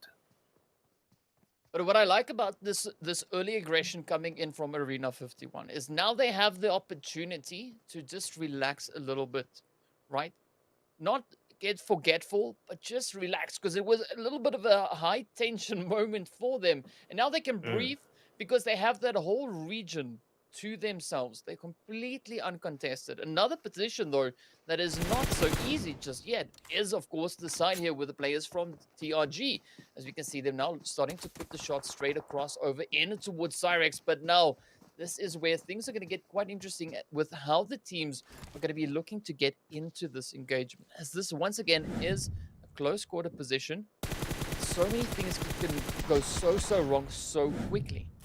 And I think this is interesting in the main reason, right? Like DK, I think, is one, it's the first Sound game. You need to get a feel. You need to get data, as we mentioned. But it's also about how much people should kind of give a damn about this, because we have so many of these like Sound sandwich. Like, if there's any work to do, right, maybe you want to focus on the two big maps, right? And we talk about adjustment sometimes. Like, you don't want to force too much change that you lose your strength. Like, that's the main problem with making any of these changes, is it has to be digestible, it has to be processable, it has to be applicable, and all these things are just so key for these teams if they want to continue to succeed, because that adaptation is just has to be there. Like, there's no way that you can be one of the best teams if you are not willing to make changes where necessary. But how, like, that would be the very, very key thing for them. Yep, and you forgot one of the important other words, that of course being imperceptible. So if they can bring all those things in while being imperceptible at the same time, man, they could just benefit from that so much. But now we of course look to see what the teams are going to bring in, as we do have a little bit of quiet before the storm. The players here from Era, of course, now looking to reposition themselves. They are still quite a way away from the zone, all the way over, almost on towards that eastern shoreline. So they've got quite a bit of a trek up ahead of them to secure a good position within that zone. So I'm curious to see how they're going to try and rotate through the zone, and of course where they're going to try and push on into. But it is going to be a pretty tricky approach. But now, you've been talking about that northwestern island as well. For the current moment, things look to be a little bit quiet still there, as the teams are kind of still assessing the situation, even looking down over in towards boot camp region. We can see we got the players, of course, now from Excuse Me and FUD also just positioned up onto the hill there. And FUD actually in a pretty decent spot right here on the hill. And this is a spot that I've seen this team play as well. Like, if you guys remember PMPL, like, that is exactly where the start of Excuse Me done some good stuff under a different name, of course, but like, they can really set up some very good choke spots around the area of the map. OMA, we haven't seen them a lot, actually, but they have such a healthy amount of points after 2 games, and I feel like we just need to give them more of that focus. They just went out before we wanted them to, and now this is a good time to farm. We'll give them good confidence as well, because Conqueror UK has the name behind it. Oh man, I'm so hopeful for this idea of OMA. As we can see, of course, they are currently sitting in that 3rd position, but oh, a few beautiful sprays finding its way straight over towards them, as the players here from Conqueror are not going to be backing out of this engagement just yet. Conqueror are going to be looking to improve their standing. They've only been able to find 4 kills so far, and that is kind of the only point they have on the board. So it is absolutely essential for them to try and improve that and get even further through into those standings. But it is going to be a pretty tough call nonetheless. Of course, it is Sanok. There's lots of opportunities to get aggressive, to rake in those additional kill points. So I'm curious to see exactly how Conqueror UK is going to play this position, as they do have quite a few angles here on the side of OMA. I think it's so nice, you know, to know that some of these teams are playing this part of the map, because once they clash like this, it becomes a chess game in the remaining Sanhok games that they're going to play against each other, because it's in a way linear. Because it's all like flat on that left side, and then you move to the center is more hilly. There's only a few spots that can really give you a huge amount of advantage. If you want to take it, you need to think about your drops. You need to think about a well-timed rotation that may force you to, you know, have fewer loot. And then who knows, right? What type of circle you're going to end with. So knowing how to, you know, split and maybe take some initiative early game without hurting your late game will be such a big brain thing, you know, to process. But we have the 7 Ravens. Man, like, I feel like I need to see more of them, but it's not just them. Era needs to stop making some, I don't want that pun, should I say it? But it's just errors here and there. They missed game 1. They came in and get killed quite easily game 2. They missed, one player didn't make it into the room for game 3, and they're now down to 1 player whose name is Noob. So, like, I don't know how to feel about that, but that's just a bit funny to me.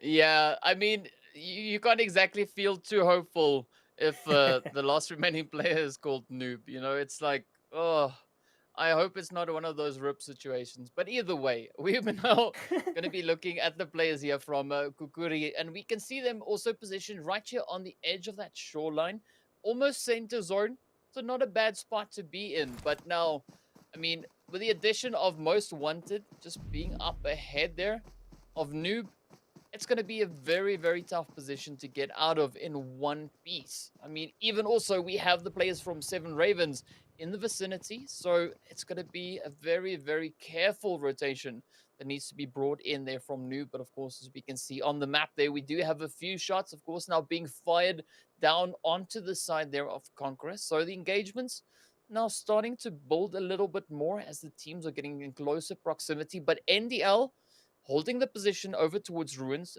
waiting in anticipation to see where the next phase is going to be going. And I think as we potentially move into this next phase, or potentially even the phase after that, we could then see once again the side of NDL looking to pounce and just, show that dominance once again. Yeah, but this is the test as well. Like I know they've made some good rotations, they made some good predictions, but this type of circus is just so annoying. It could still end on either side with that river separate the three-way like situation here, right? That river really dissecting the three parts of that map. The good thing is those teams can still test it out, see how each other want to play that northwestern island. But for the other teams, it's really hard. Like, do I cross? If I cross now, do I have to cross back? Like, those are the hard questions that you will only need to rely on the gods of PUBG to show you the answer. But these early games, there's so many ways that they can still play it. It's about making those initiative and Most Wanted will be under pressure. Oh, man, I mean, the TheUnikKillers really finding some unique approaches. I know that's a really lame fun, but hey, man, if it's true, it's true. They really just managing to find those little openings and bouncing on that. So really strong play, again, coming in from the side here of the TheUnikKillers. But good to see a beautiful response, though, from 12 coming in, as we do see Anish getting knocked right on down. And this is that moment where Most Wanted could potentially turn this to their advantage, as they still have all 4 players in the game. Of course, now looking to attend to their wounded players, get them all back up in fighting form. But now, will they be able to dominate and just capitalize on this little bit of a guessing game they have in their advantage?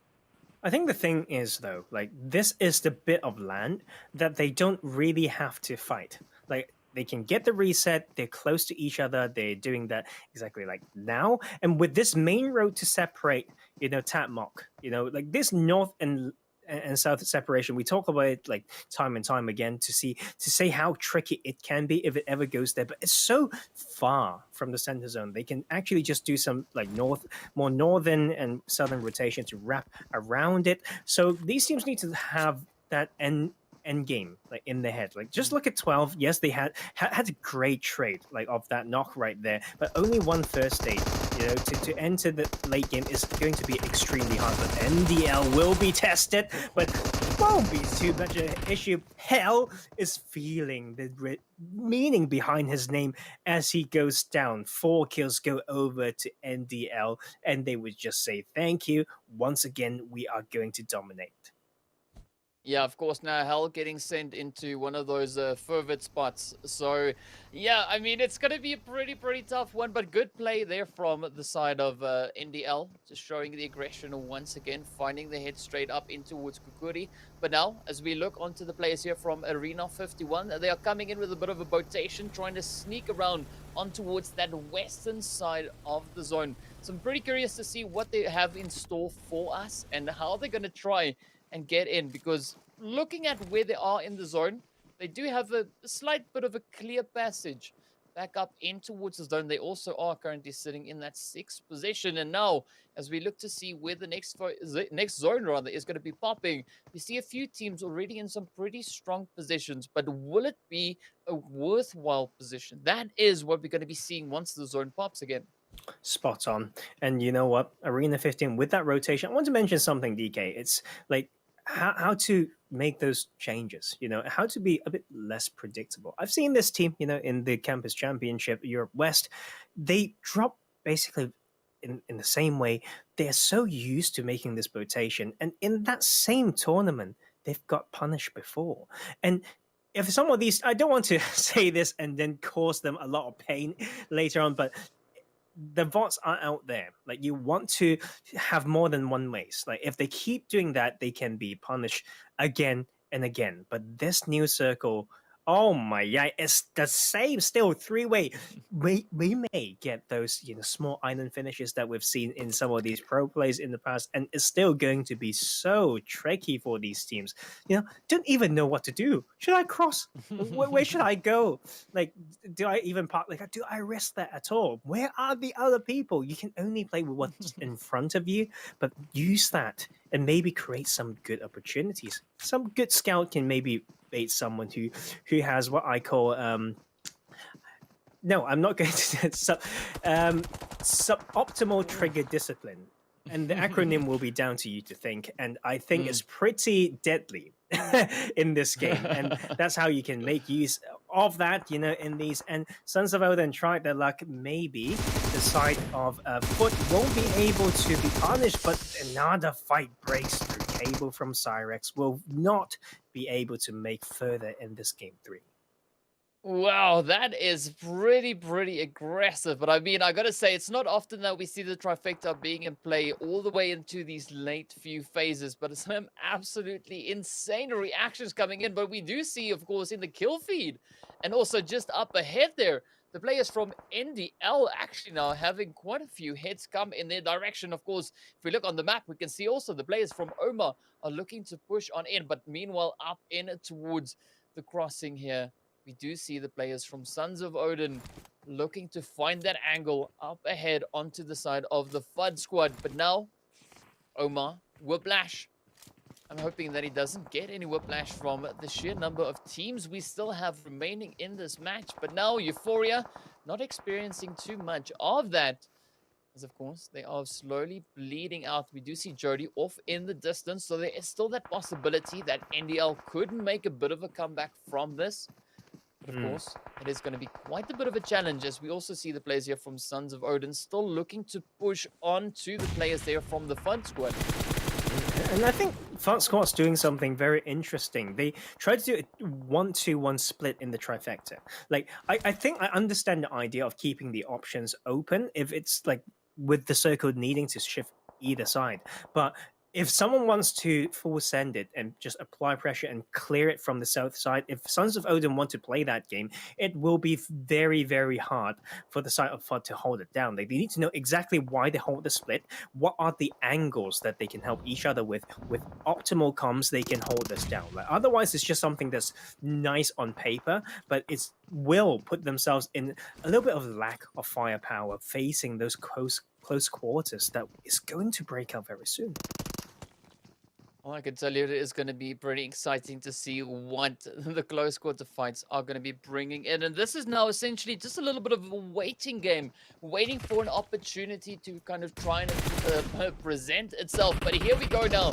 I'm not quite sure whether or not the side of FUD is going to make it out of this position, as we do see a beautiful rush coming in from Sons of Odin. But of course, now Silence gets silenced as Sid puts the shot straight on through, and Goated could maybe be feeling a little bit gutted, depending, of course, on how this res goes and whether or not we're going to see an aggressive push coming in from the side of the FUD squad there. But now, FUD squad need to be pretty careful, as we do see also the players from NDL position just up on towards the north. The zone now shifting up once again, but staying down in towards the southern reach here. And TRG, as we can see, of course, down in the bottom, they're also getting caught in a bit of an engagement. So many scuffles now breaking out across the map here, and things are only going to get tougher from this point onwards. As we can see, of course, CR7 now getting knocked out, but the FUD squad come rushing in, looking to clear it out.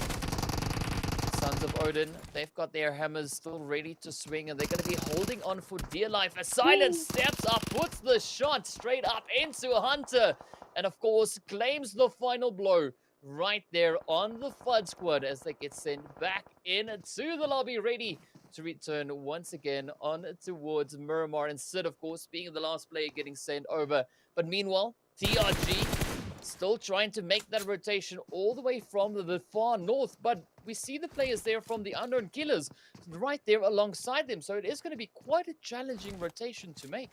It's a challenging zone, man. Like it's 40% water. A lot of these teams will need to come into the decision to cross or not. But NDL has such a good spot in the circle, and they can maybe farm a lot of these teams who would know. Like if they play Northwestern Island, if it goes to coastline, if you arrive late, you are like shooting targets in training ground. And that's basically settled, right? So, but we still have so many gatekeeping opportunity. Like Syrax don't really have the numbers advantage, just TRG can maybe just cross through and clear everything on that northern side. But it's going to be some sort of a fight like that's on each side. You either just join the bootcamp side or there's northwestern fight, and then Sons of Odin actually will get blessed by the zone after winning that one. But it will be Noob arriving. I'm so sorry. I need to grow up. But why do you do that, man? Like there's sometimes people put certain hopes in the name, and that's why to hear your name, it will give you a particular feeling, and it's like a reminder of some sort. And your name is both has Era and Noob, but he made it. He outlived a few teams, and he is now within placement point range.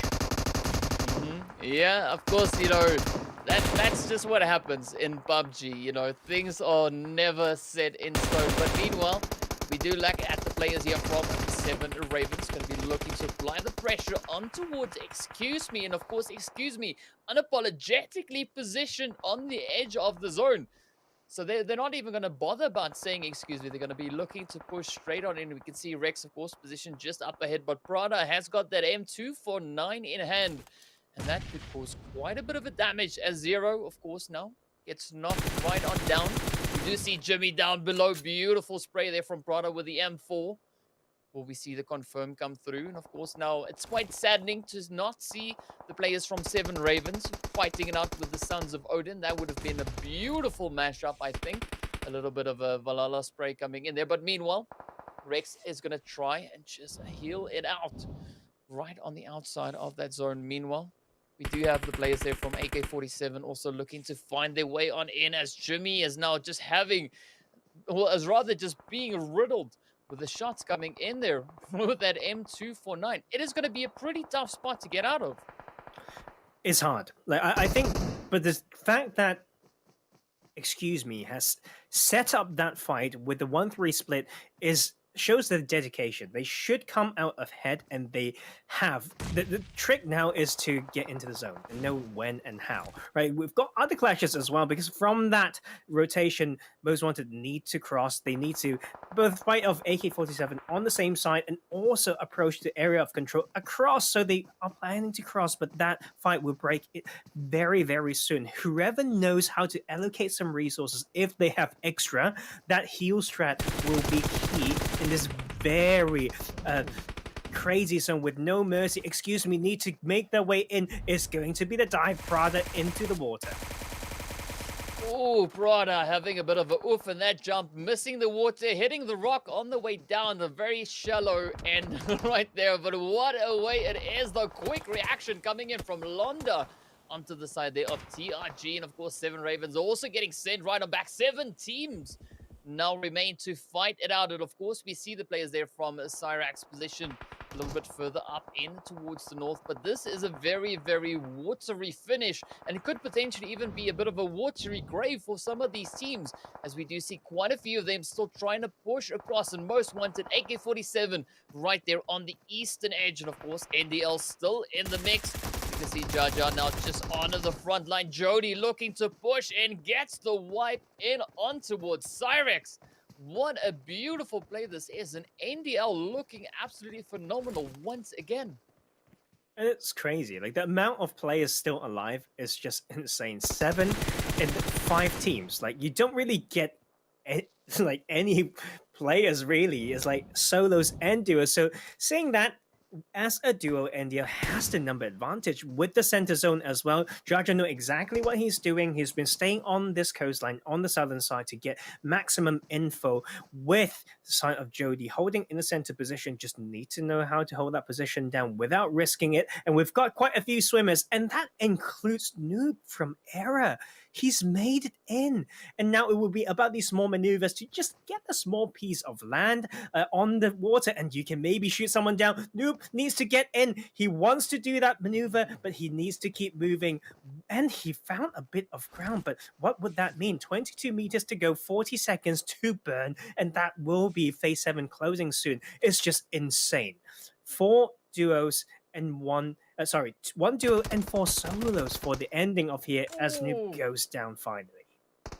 Oh man, I was about to say if Noob plays that one well, he could potentially see himself sneaking up into the top 3. But well, I mean, Hero being the hero in this situation spots that movement and of course puts the shot straight on through. But now, Jaya and Jody positioned on the high ground, the only team on solid ground. Aside from Hero, of course, but Hero needs to rotate through the water to get back onto this position. So I think the time, or the odds there for AK-47 Hero is pretty limited, as it's going to be quite a bit of a fight. It's not impossible, but it's going to be super challenging. Look at Jody, of course, just enjoying the position up top. Daddy just splashing around quite frantically down below, trying to just stay out of harm's way, but this is literally down to the wire, and I don't think Hero is going to be able to make safe crossing up onto the mainland. And I mean, like, I feel like it's basically wrapped. Like, unless they make some very serious mistakes, NDL is going to take their 3rd chicken dinner. 11 kills, and that is just insane. And Jody can't die to this one because Hero will just get, like, taken by the blue anyway. And I think they just want to play some games. It's like Daddy with the 2 NDL boys. It's a little bit wrong, but excuse me, that is just the way it goes. He wants to take that last one, and he will take it anyway. And that is so good. And I mean, okay, that is also the fact that you can't get, any other, positions to find your last enemy. But the decision with a quick, spray to get that extra point is also important. I know they don't exactly need an extra point now because they're so dominating, but it's still such a great play. I mean, that wasn't great. That was fantastic. I mean, that was also a bit of a cheeky finish to the match. Jumping off and getting a beautiful jump shot finish just to bring home that 3rd winner chicken dinner. Absolutely phenomenal stuff. And I mean, there's only so much we can say about the players there from the Niko Defense League. Again, it does seem like they are in a bit of a league of their own. But of course, Sons of Odin's just really benefiting from that swim. Daddy just holding on to the very end. Of course, they also finished off pretty strongly on an 8-kill match. So a good one there for Sons of Odin.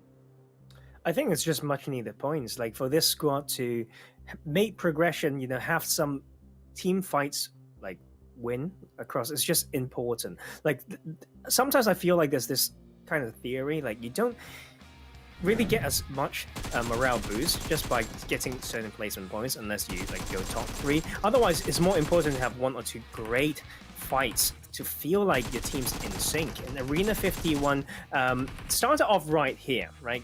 In that very good SWAT wipe, very clean against Liquid Demons, and they just need to show a bit more because they came in as the first seed after all. We saw some pretty impressive plays coming in, some really beautiful positions, and of course, most wanted, they just capitalized on this ridge, like finding the hood up into the players, of course, here from the TheUnikKillers.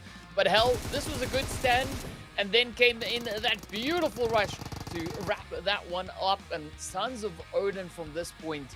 This is where things looked pretty tough, but they were also in that engagement for quite some time. I mean, that grenade just speaks volumes all there for itself, but FUD is still trying to push on in, and I mean, especially that trifecta region is usually such a fight, such a difficult position for teams to try and secure. And I think that is just a very tricky game based on how indecisive the circle was, and the teams who were able, no, it's not, of course, it's luck, but they know when to rotate. They don't want to leave it till too late. And then I think most wanted just got caught in the middle of those rotations. They had some really good ones to try to maneuver in, but after all, we just need a little bit more. And that was the leaderboard right there. And I think it speaks to what may be in our heads right now, is that NDL is basically the very huge force right now. Yep, 3 they're games, leading. 3 wins, 3 maps, 3 double-digit kill games, and soon it might already be a triple-digit point leaderboard. Like, I might be pushing it, but we might be there, DK. I think we're very, very close. Yeah, so at this point, NDL has secured themselves a turkey, right? So that is what you call 3 chicken dinners in a row. That is a turkey. Ooh. Absolutely insane. It's not often that we see 3 back-to-back chicken dinners being acquired by any team, you know? So a really, really strong showing coming in from NDL once again. And I'm curious to see whether or not we'll have any team dethroning them, because so far they've been showing such a great amount of aggression and dominance. But it also is a really interesting strategy, because if they pitch up and they show up so aggressively on the first day, they're setting themselves up beautifully. So if something was to go wrong in any of the following days for them, they are secured in their position. They don't need to stress too much about that.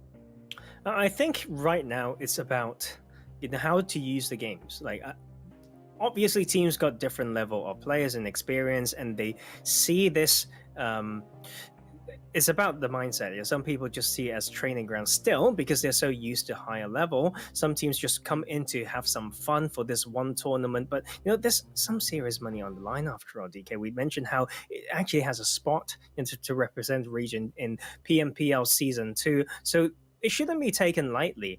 And but I don't even know how to feel if I'm part of this NDL team, because like, do we just keep doing this? Like, do we test something else? Do we play, with our food? I'm not suggesting that's the way to do it, but sometimes that might not be the intention, but it would end up looking that way. But you know what? Amazing game so far.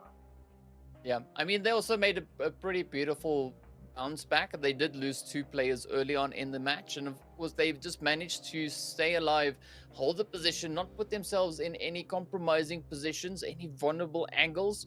And it really paid off at the end, as they could then just switch that flick that switch on again and get right down to business, bringing home that winner chicken dinner, and of course securing themselves yet another 27-point match. Double-digit kills right off the bat there, and of course Sons of Odin finishing strong with those 8 kills. But Syrax, though, bringing in 9 kills, and Arena 51 also finishing on 8. So we do see the teams really starting to make up for points that they potentially missed out in previous games. A good show of aggression here with the kill points. Important game for Syrax. I think that's something to allow us to really root for this team as well, is that they have been fighting. Their hands are warm. They're not scared to fight. And they've had, I believe, like till this point, the majority of their points came from kill points. Right? And so if we need to pick between having 10 players, so if we compare AK-47 Gaming and Syrax Esports, you will almost always feel like you want to be Syrax Esports, because that itself just feels better. When both teams are getting 13 points. But you know what, we may be overreading it, because maybe they just die in a very sad way when it comes to the reason behind only getting 4 placement points. But I say only a lot of points, teams are still struggling. So but it's a good one for sure, and we have 5 players tied at first place because they all got 5 kills in that 3rd game. Well, we're seeing some names on here that we've been seeing throughout the previous few matches of the day so far. Of course, Londa, we got Jaja, we got Translate, Jody, Silence, all bringing home those 5 kills. And of course, Hero, Saif, and Whiplash securing themselves a position right here in the top 10 in the leaders for this 3rd match, bringing in 3 kills apiece. But I've got a question for you, though. Ooh, hit me up. All right. Yep. Okay, so we've been seeing some pretty strong, aggressive plays, right? But do you think any of them are more powerful than Xiaomi's powerful Redmi Note 10 5G? I'd say no. I don't know where I get that data, DK. Is a very good question. I don't really have an answer. I can only rely on my faith, right? In that regard. But you know what?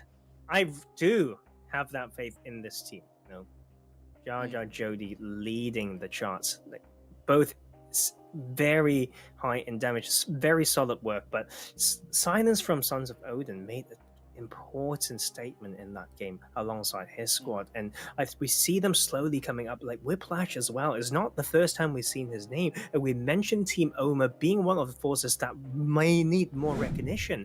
And we know, like, most want to have a strong start, but when it comes to points, it has really somewhat slowed down. You know, like one decent game can really, you know, just compensate all the 2-3 bad games that you had, and that is Niko Defense League, though. Still up here in that comparison, but you can see it doesn't matter sometimes if you go down like early, you've put the work in, and we could see it. 8,011 damage from TeamOMA, 1 placement point, kind of just made it in. 11 placement, 5 points, 4 of them from that kill point. And you know what?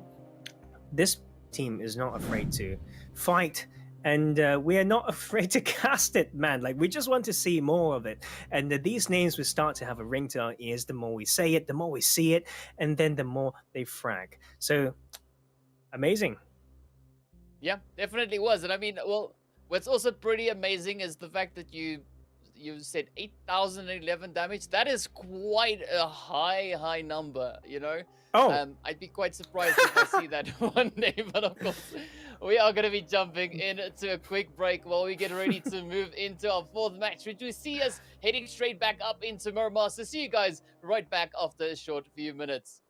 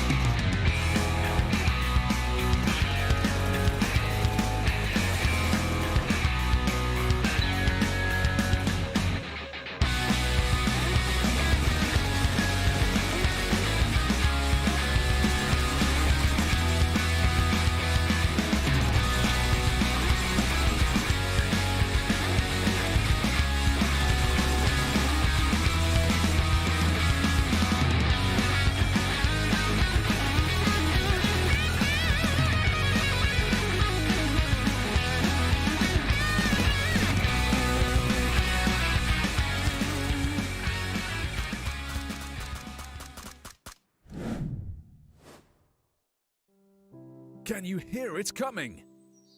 Can you feel your heart beating faster and faster?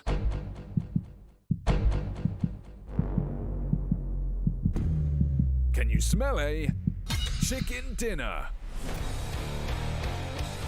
This is the PUBG Mobile National Championship. The adrenaline of competition, the suspense, the bravery, and the most explosive moments in mobile gaming. Excited? And we haven't even mentioned the prize pool, which is, hold on to your parachutes. £22,000! Now that's a chicken dinner.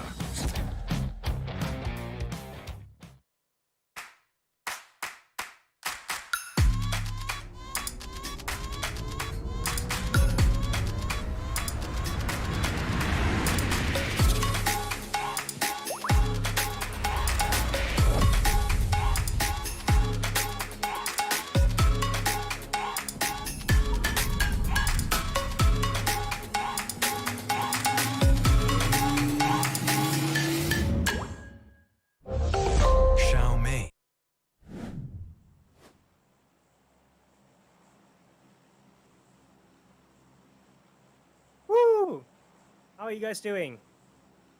It's just me.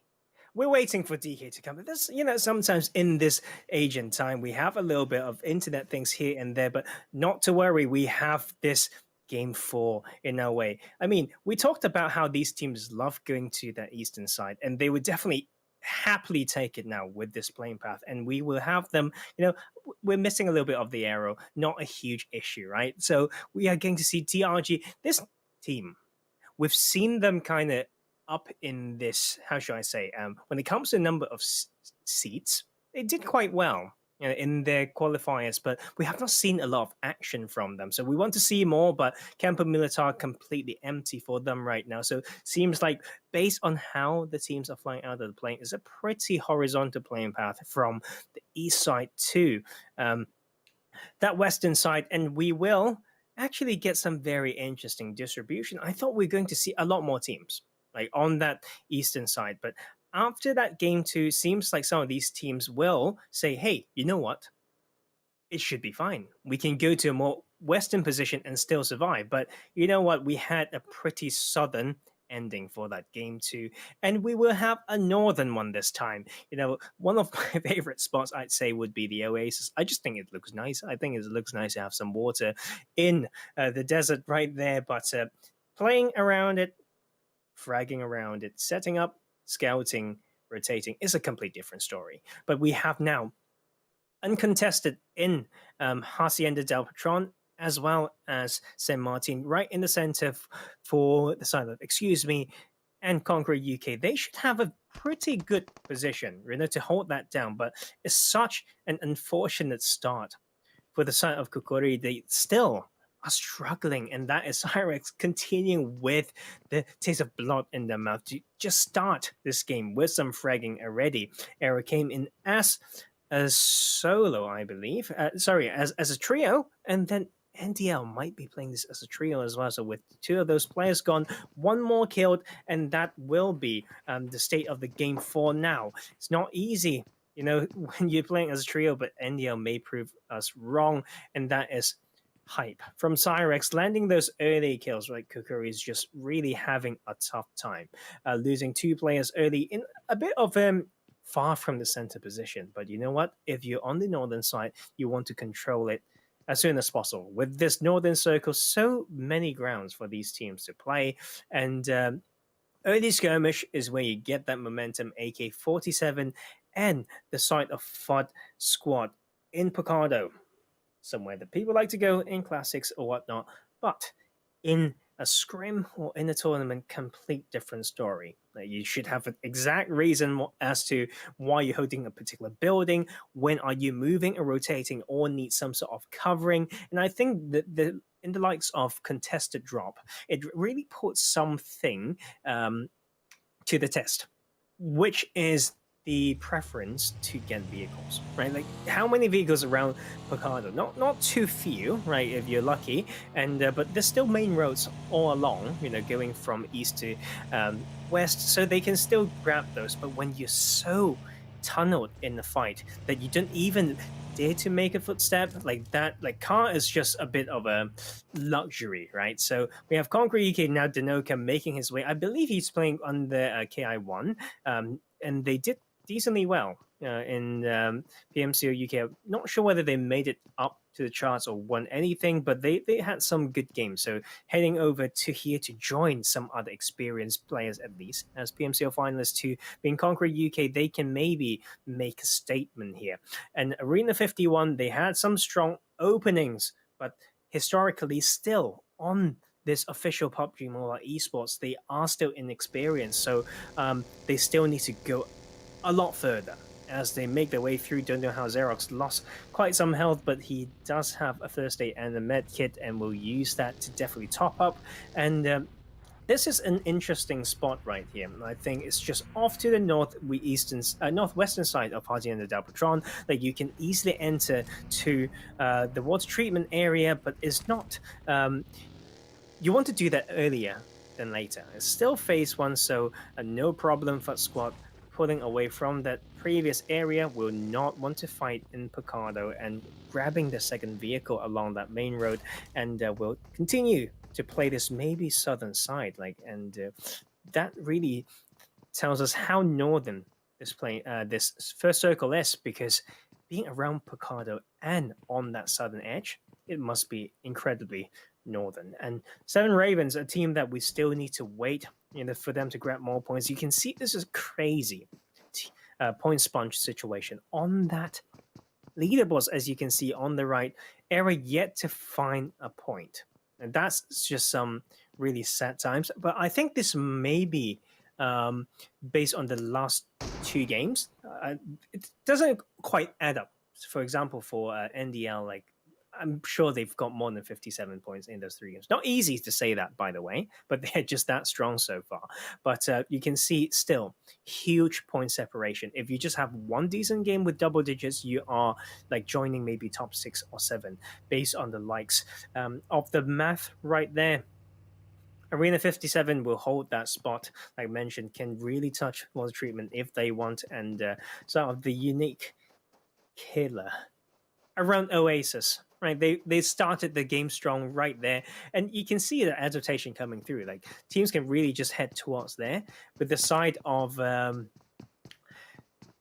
Khukuri, I believe, will say, "I'm done. We don't want to fight you another time." So that is one type of mentality. Oh, there's congestion around there, we'll just go for a second spot. But it doesn't seem like they have much luck either, because Syrax just took out so many of their players on the secondary drop spot, as we have this circle still a lot of potential, so many untouched ground. And I think I'd say, right, in any maps, there's still a good chance that it needed a good amount of meds. Maybe you still prioritize utility, especially in the highest level of play, but you really want to have the resources. You want to be able to pick and choose. People do have my favorite loadout and all that stuff.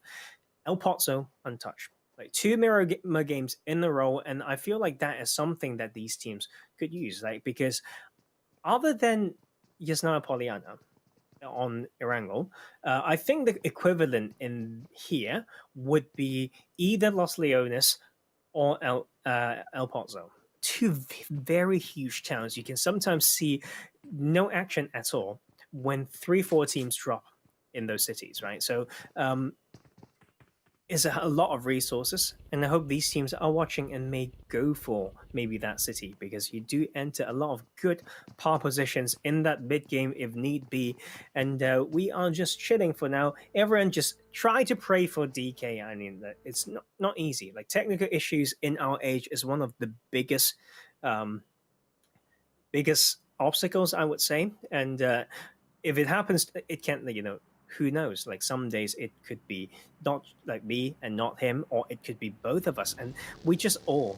I'd say what I'm trying to say is just be thankful, right? When things don't go wrong, there's actually a lot that you can be thankful for, and in a moment like this, me feeling a little bit lonely, but I do have the lovely producers from Starladder who will be giving us all these beautiful graphics, like for this game, for this tournament. It's not the first time. I mean, there's some of these people now, but like, keep that heart of gratitude and it can bring you a long way, as we have that phase 2 circle with water treatment and this very nice mountains to the north side of it in the middle. So San Martin's still in play, but Hacienda del Patron will be such a strong choke spot in here, and I think that will be where some of these teams want to set up to both, once again, gatekeep farm, at the same time get info to our center. So many teams have opted in for a slower rotation. It's quite a far rotation, to be fair, but it would just, if you decide to just be one step earlier than some of these other teams, then you will be in such a better position. Like, before you know it, you may be involved in this out of edge or out of circle fights for longer than you want, and then you feel like, oh damn, I've lost the chance to rotate. I've lost the sweet time frame, and now I'm tanking, and it didn't have many resources. This is why maybe Sons of Odin need to get out of Lost Leonis right now. Yes, seems like that's their drop for the second time round. They will just go there. A lot of loot we mentioned, but it doesn't matter if if you have the loot, if you can't come in a safe manner, right? So that is also Jimmy from 7 Ravens needing to start to heal up a little bit. At this amount of HP, if he runs into Haybell, I'm pretty much he would have knocked himself, right? So it's about finding those balance guys as we just look at this. I'm not sure whether it's updated, but you see this leaderboard really showing who's boss right now with a good middle pack. Syrax, Most Wanted, OMA, the unique team. We've got some teams starting to make a name for themselves. And for the likes of Excuse Me, we kind of hyped them up, and they have a decent, I'd say, some proactive setups on Sandhawk just now, but the first 2 games on Erangel and Miramar was basically terrible for them, and this is time for them to come back stronger. Seems like, based on how they want to play certain splits, they are still not afraid, to make some tactical moves. Right, and so that is a good sign. And Liquid Demons, after missing 1 game, they really need to catch up. When DK and I started the broadcast, we talk about the importance of these early games. Right, it's so much about momentum and all that stuff. It's almost like, I've got a good analogy, guys. I'd say sometimes you wake up and then you had such a bad sleep, or you just didn't sleep well enough, and that thought just is stuck in your head for so long that you're unable to feel good or do good for the rest of your day. But does it have to be like that? That's the question, right? So I like to talk about psychology and all that stuff, because I think whoever can master that and have some, know themselves and find some tricks around it will really help them succeed, in whatever areas of their life. Sometimes the more you know, the more you worry about, but I'd like to believe that, to know something first and see how to use it would be the better way to see it, as we have Jody trying his luck with the bolt action sniper. We need to see more of that. I think good snipers are underrated now that we have the meta of using, big scopes onto M4s and ARs to spray it down. We want to see good snipers in this game, as we have a hard shift going over to that eastern side. We'll put the side of Syrax and Most Wanted, 2 teams that have met, not the full team. Okay, some of these players in other teams, but a lot of those players actually have played the previous PMCO, so they will try to congest that bottom right segment and quarter of this new circle. But we'll have many teams needing to come into the area in this very tricky center zone, because you need a 360 control. You may not have the best high ground. You need to know exactly which dips are the best for this circle. But I love the fact that we've got a little bit of Cruz Devel in play. But if they are still around the bottom left of the map, so 7 Ravens, BATSquad, Khukuri, they want to get out of there as soon as possible. Once this middle zone is set up, it's going to be so hard to make any wide rotations without running into enemies' hands. And that Sons of Odin trying to make that wide rotation, I cannot disagree with that. There's so many like dips to still play for, to progressively rotate from the east to west for that segment with that main road to separate in the middle, and that will be the read of this phase 3 circle, guys. And we are waiting for some of these scout coming through. Seems like Silence will be the scout of the team, leading the way. Quick 360, much needed maneuver there, and Most Wanted will play the set of Warehouse. And that's the thing, though. Like, when you are in a position like this, if Syrax want to play very aggressive, they can play even a further anti-clockwise rotation, I would say, to choke all openings of this sets of compound. And that is the issue sometimes with certain hard covers, is that all your escape routes can be completely choked. If not by one team, the second one may come into play. Right, but Jody, they say, hey, you know what? We'll let Rokus take a break. We will play this fourth one as a trio as well. We started with 3. We can play the remaining as 3 maybe, as they land their first kill of the game. Jar Jar goes to pick up some goodies as we have OMA. Interesting rotation. Very interesting, right?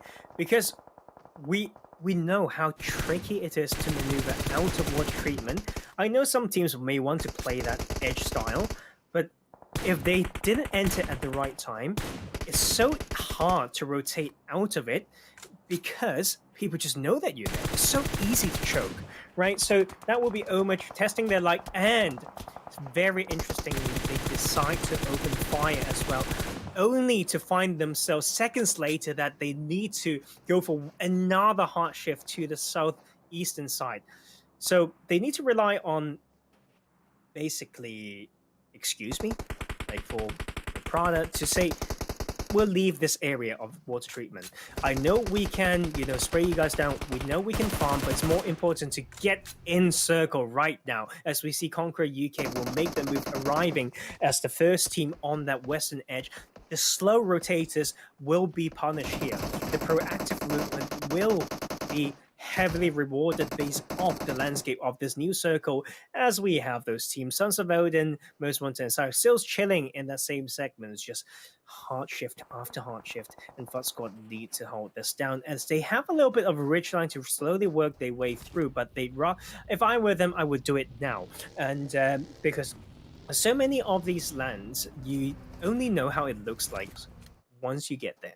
If someone's setting up there, looking at you for the past minute with a lot of third-person peeking, they are just waiting for the best time to strike, right? As we see OMA just slowly getting eaten by the blue, but Team Era, once again, yet to get a point, I believe. No, I'm wrong, because Noob from Era was able to get a good amount of points in that game 3, but this one, to be down to a solo so early, it's just a sign of weakness once again for this team, and OMA literally just what did I say? I feel like they know how to fight and whatnot, but that rotation into water treatment is just kind of a no-go. Like, I'd say, like, it's just very hard to leave, like, regardless, and that's the problem with that spot as they get taken out.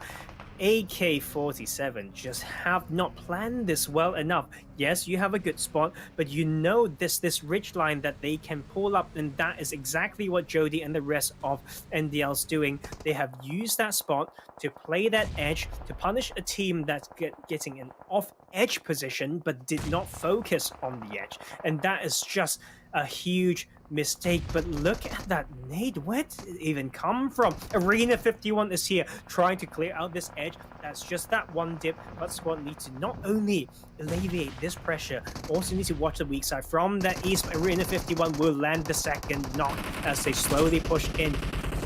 Reset, maybe Zeros pushed too far, and Snow OP is a little bit slow and low at the moment, and that is them slowing down the push a little bit as they continue the reset.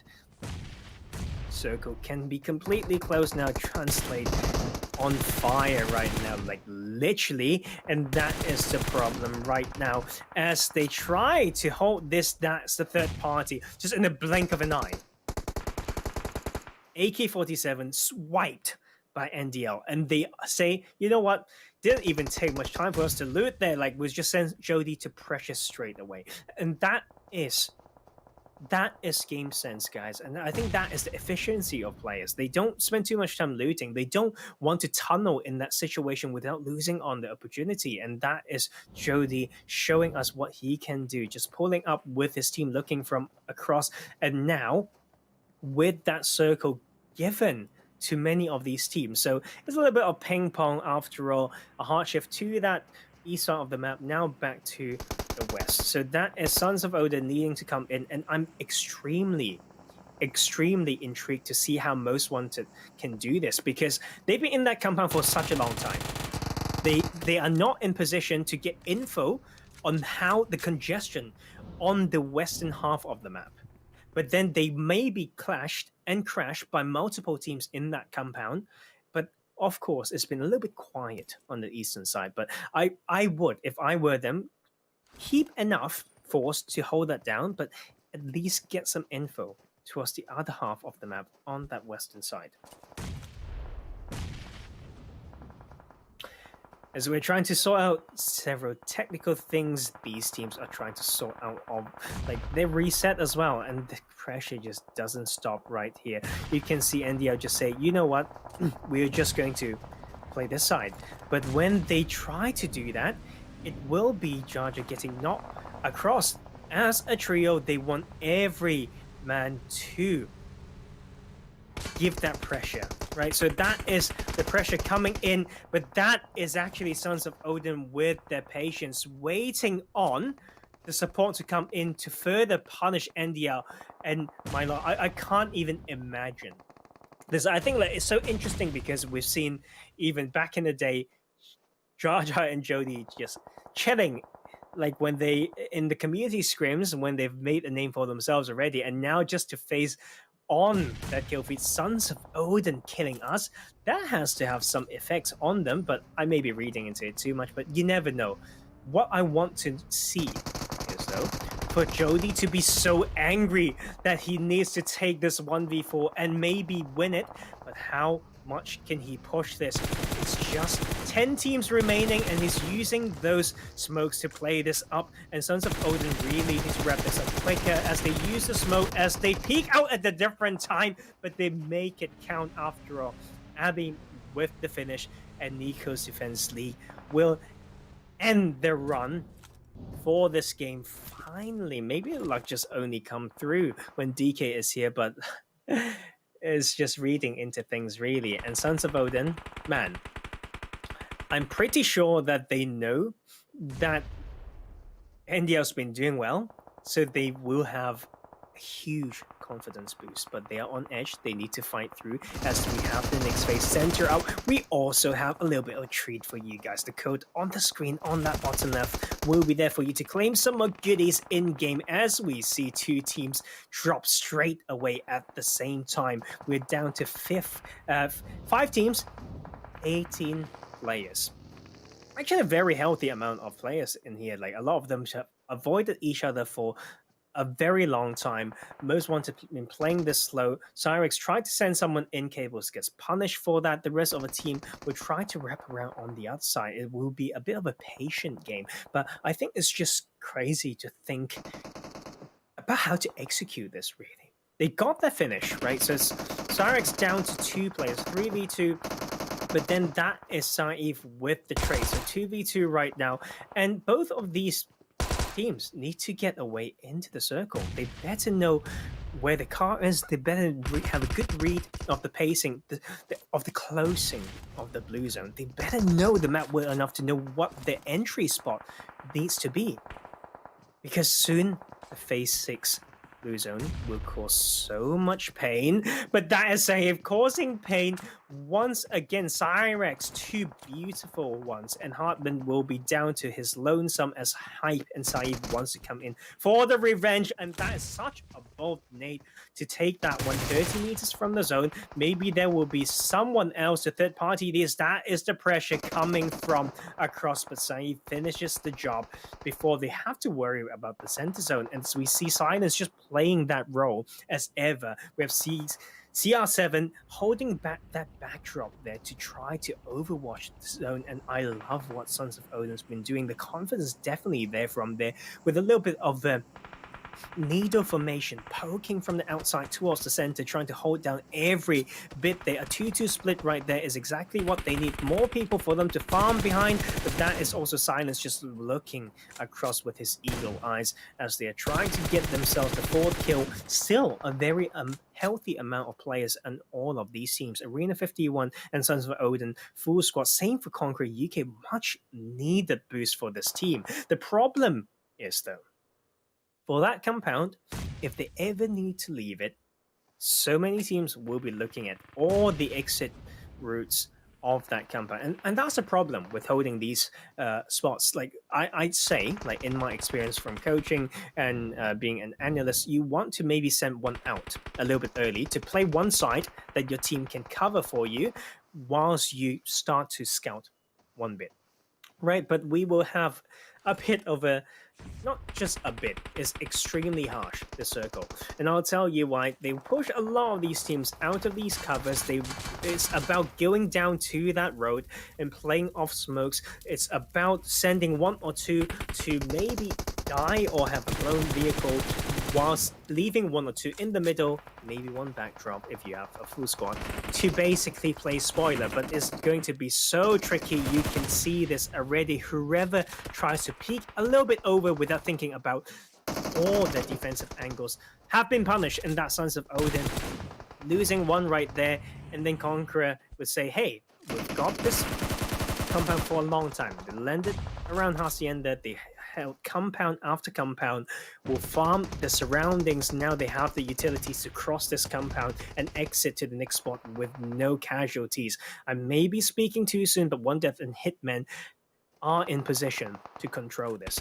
Not only can they choose to peek and shoot what's above, they can also follow through what's on that road, as we see Sons of Odin under zone pressure will not have the map awareness to tighten up the formations or go around, as we have Hype trying to bring his team up to even further as they land their 9th kill. They can even do more, and that is Conqueror.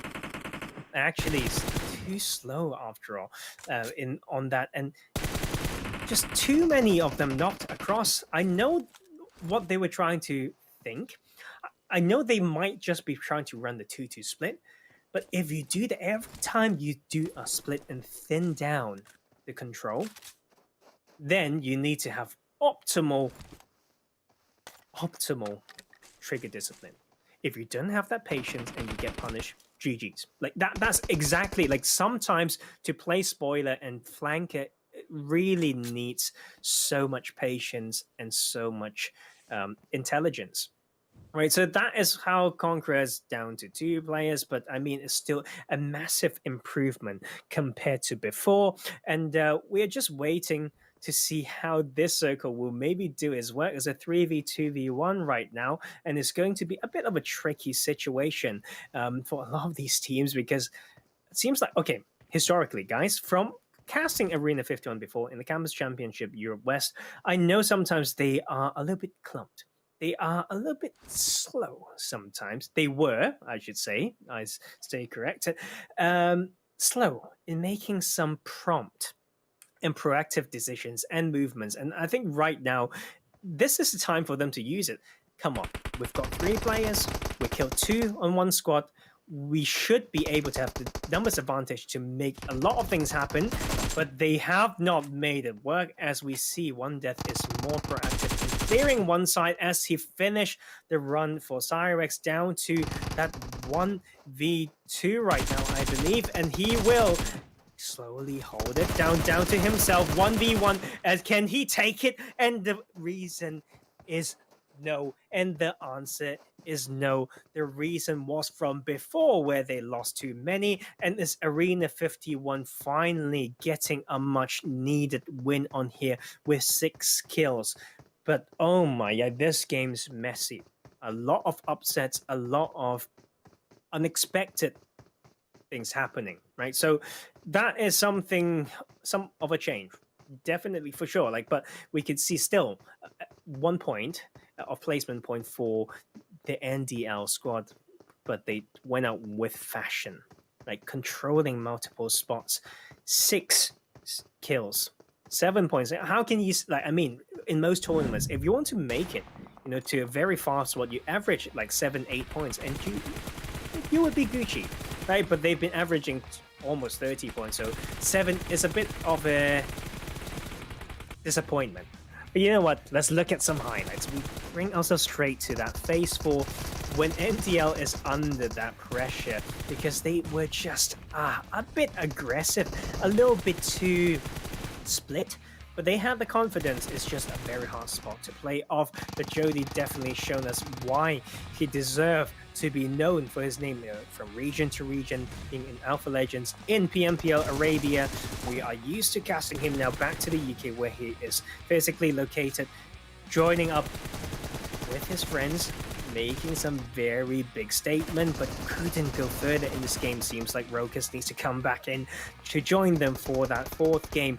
And Liquor Demons actually showing some improvements for sure. They were lacking points, right? After missing game 1, they come in, but bit by bit they are making their way through. And Most Wanted, after a decent game 1, seems like a little bit of a sloppiness, right? Keep not able to have a full squad. I think it's a key issue there, but as a trio, there's a way to play confidently, as shown by NDL. But Most Wanted was, we want them to be a little bit smoother, right, and decisive.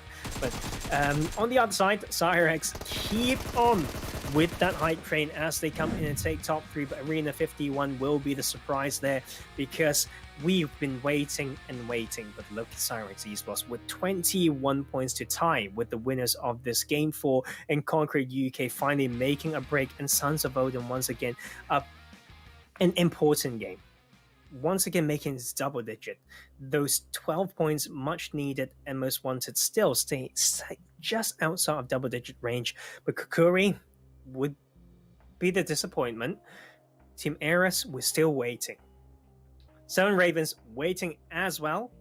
But TeamOMA is definitely a bit of a disappointment, I should say, because they've been having some strong, like, early games today. But that rotation that I caught around water treatment was just a little bit, I don't know, it's just quite easy, you know, like to predict.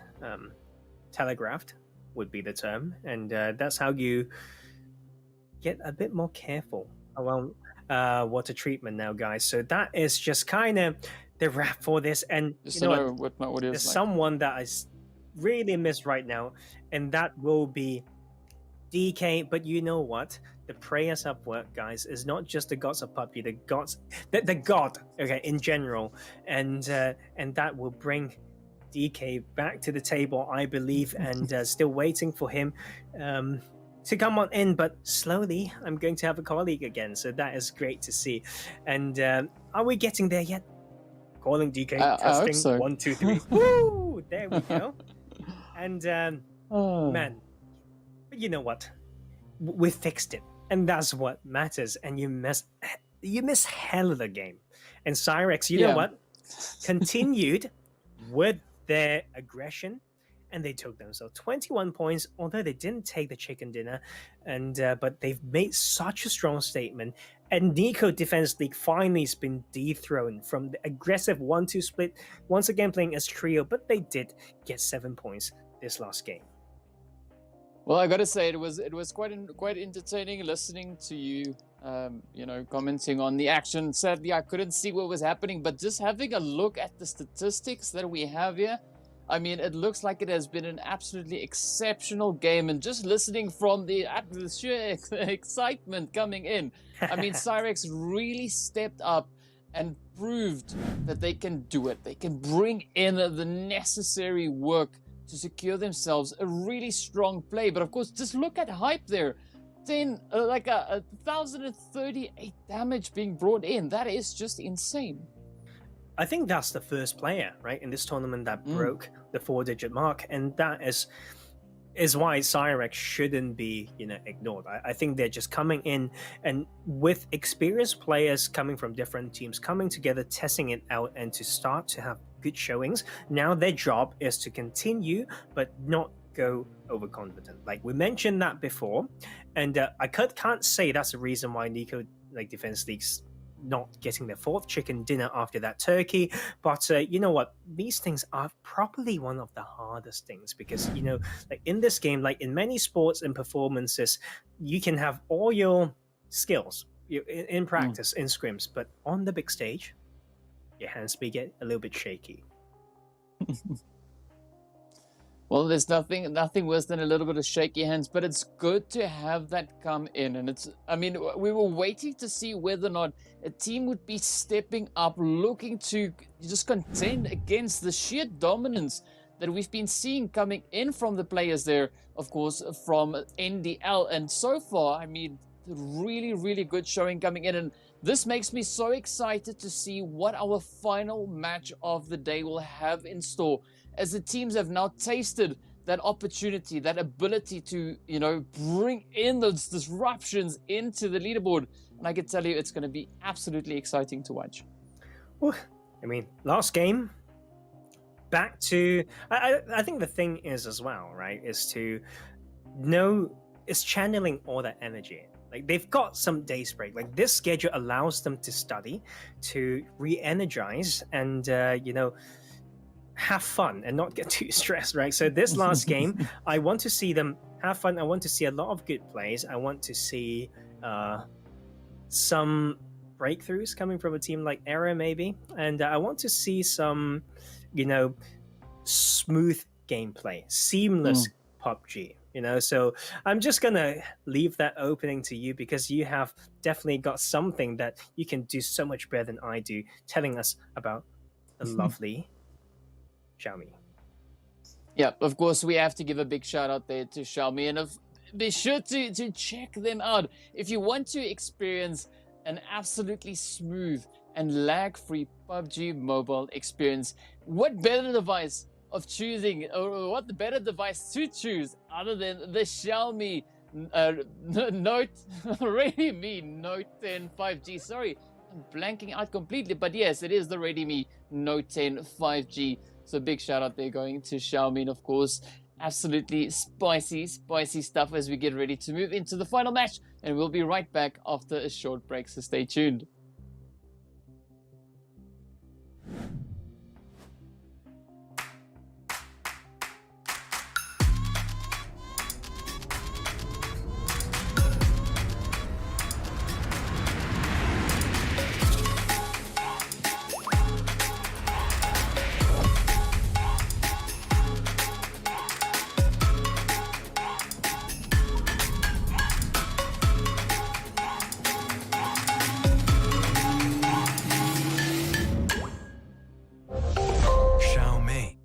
This is not a drill. I repeat, this is not a drill.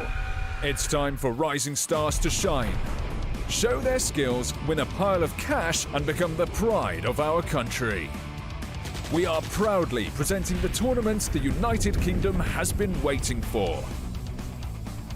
PUBG MOBILE National Championship returns with a prize pool of £22,000. The tournament consists of 3 stages through June to August. Open qualifiers were held from June 4th to 11th, where all the registered teams put their skill to a test in order to get to the next stage. 32 best teams that will survive this massacre will move to the group stage, which will be divided in 2 groups and take place from 5th to 8th and from 12th to 15th of August. 16 teams that will get the highest standings during the group stage will proceed to the final stage. Here it comes, the finals. They will be held from 20th to 22nd of August. Mark these dates, because they will make history of PUBG Mobile in the United Kingdom.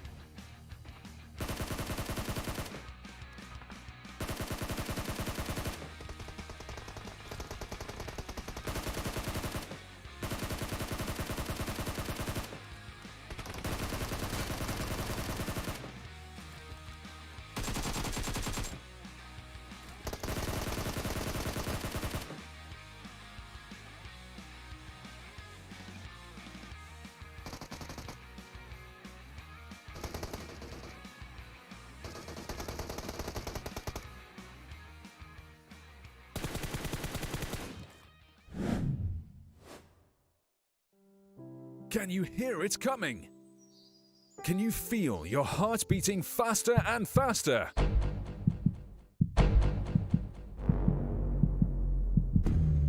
Can you smell a chicken dinner? This is the PUBG Mobile National Championship. The adrenaline of competition, the suspense, the bravery, and the most explosive moments in mobile gaming. Excited? And we haven't even mentioned the prize pool, which is, hold on to your parachutes. £22,000! Now that's a chicken dinner.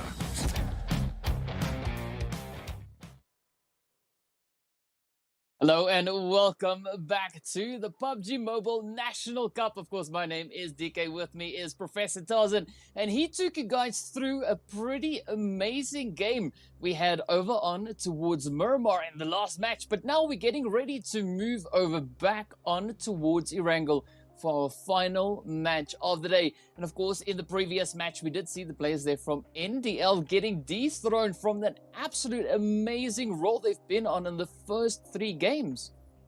I mean, it's a bit unlucky. I think if they've been a full squad, I think it's a complete different story.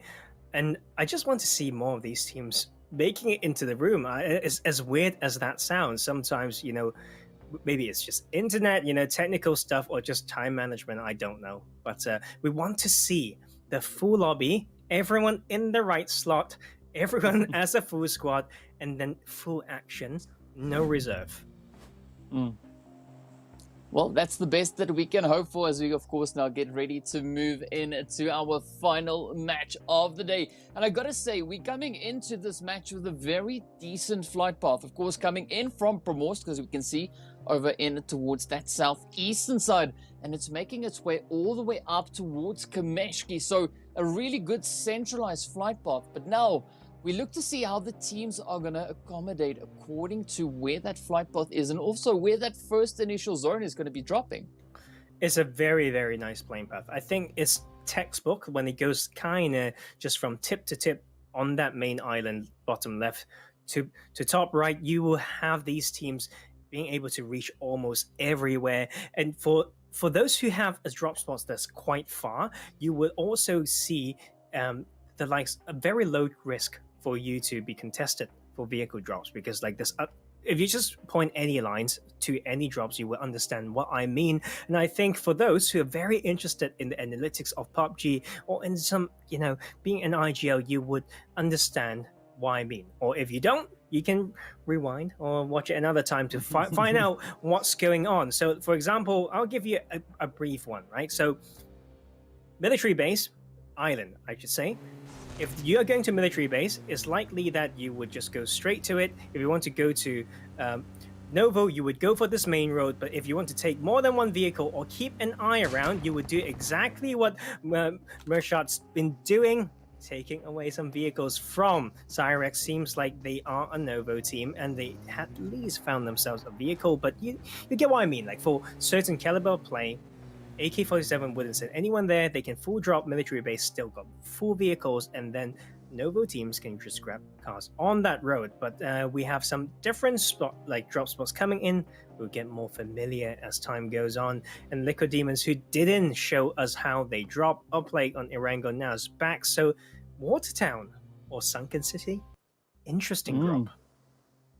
Yeah, but I gotta say, the zone is also quite interesting. Being so far over on towards that western side, it's going to be interesting to see how the teams are going to try and get around that positioning, as we already have a few teams positioned within the zone. If we look at the players there from the Unknown Killers, or the Unique Killers rather, we've got them positioned all the way on that far western side. It looks to be a little bit more of a safe drop, but it also allows them the opportunity to go through the first few phases uncontested. They can just go about their business and try and secure themselves a decent spot in towards those later phases. But of course, looking down towards that military island as well, as we can see the players here from AK-47 moving around, they are sharing the space with the side there of Syrax. So we see now moving a little bit further over towards that eastern end. So the zone definitely presents quite a few interesting potential plays that the teams could make from these angles. And you know what? Like we have, the stats coming back up again. I feel like this must be after game 3. I might be completely wrong, but you know what?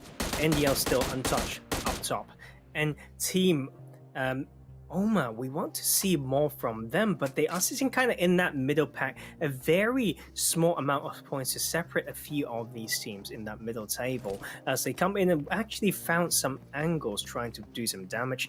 Against Liquid Demons in Watertown, not easy, but you know what? If you know someone's going to Watertown, you can definitely find a way to surround it, and it seems like that is exactly what Whiplash setting himself up to do. Yeah, because there's only so many ways to get in and out of Watertown.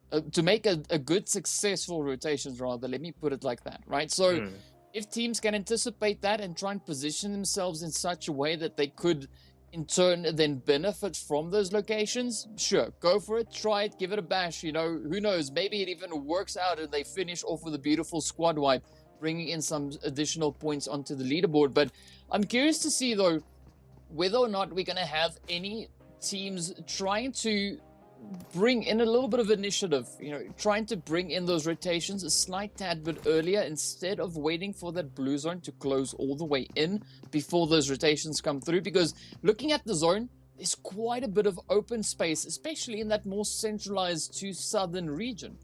Yeah, and I mean, it's good to test the skills of these teams. We had that game 1 on this map around Stelbo, right? So on the top right of the map now, we've got the bottom left one. So, but I do have one point to make, DK. It's a little bit like what I talked about about El Pozo, like in Miramar. Some big cities, big drops, but tested now that no one really has the interest for it. It's the same for this playing path on this map for Gatka.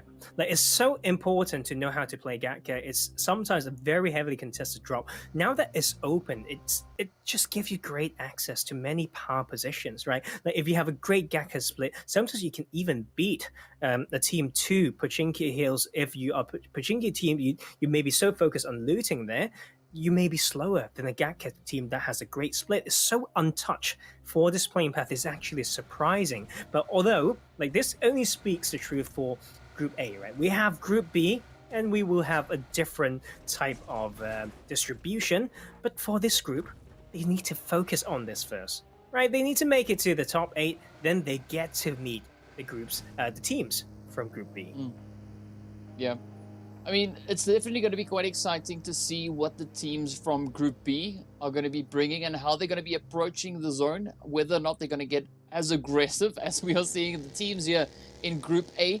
But of course, before we get to that, we need to see how the teams intend to finish off this first day. Because so far, we've had an absolutely stellar performance coming in from so many of these teams, showing a great amount of dominance, a great way of being able to handle themselves regardless of what pressures they might have. And now, the next bit of pressure they have is to get into a decent position in the second phase. As we do see that blue zone, of course, now starting to close on in. Quite a few teams already starting to bring in those rotations. And as we saw the players there from 7 Ravens, they of course positioned all the way far up towards Stalber. So quite a bit of distance and quite a bit of ground for them left to cover. But now, as we look on towards the players here from the team of the Sons of Odin, I mean, they are in a fairly decent position on the eastern edge of zone. Again, we don't see anyone in the vicinity just yet, but that could be quite a favorable position depending on whether teams choose to rotate up into zone. I think the key, though, is to know why you're taking that spot for this particular circle or playing path, know exactly what the strengths are, from that spot, and know how to split around it and then capitalize. And Conqueror UK, like, finally making some breakthrough last game, but they're not there yet. They still got some points to catch up, but that's a good start. It's better late than never. They've got 20 games, in this group stage, and they can still catch up. This is game 5, and it's good to see NDL back as a full squad. Rogue is back, and they will do their drop on North Georgia Port, and I think it's a very tricky drop in a way for this type of circle if teams are not scared to face them, right, then they can really just hold that bridge out and forcing them to go for very right rotation into this type of phase one circle, right? But I'm waiting to see a little bit of a different of playstyle, DK, because these teams seem to like to touch the blue a little bit in phases 1 and 2 and will not charge center zone.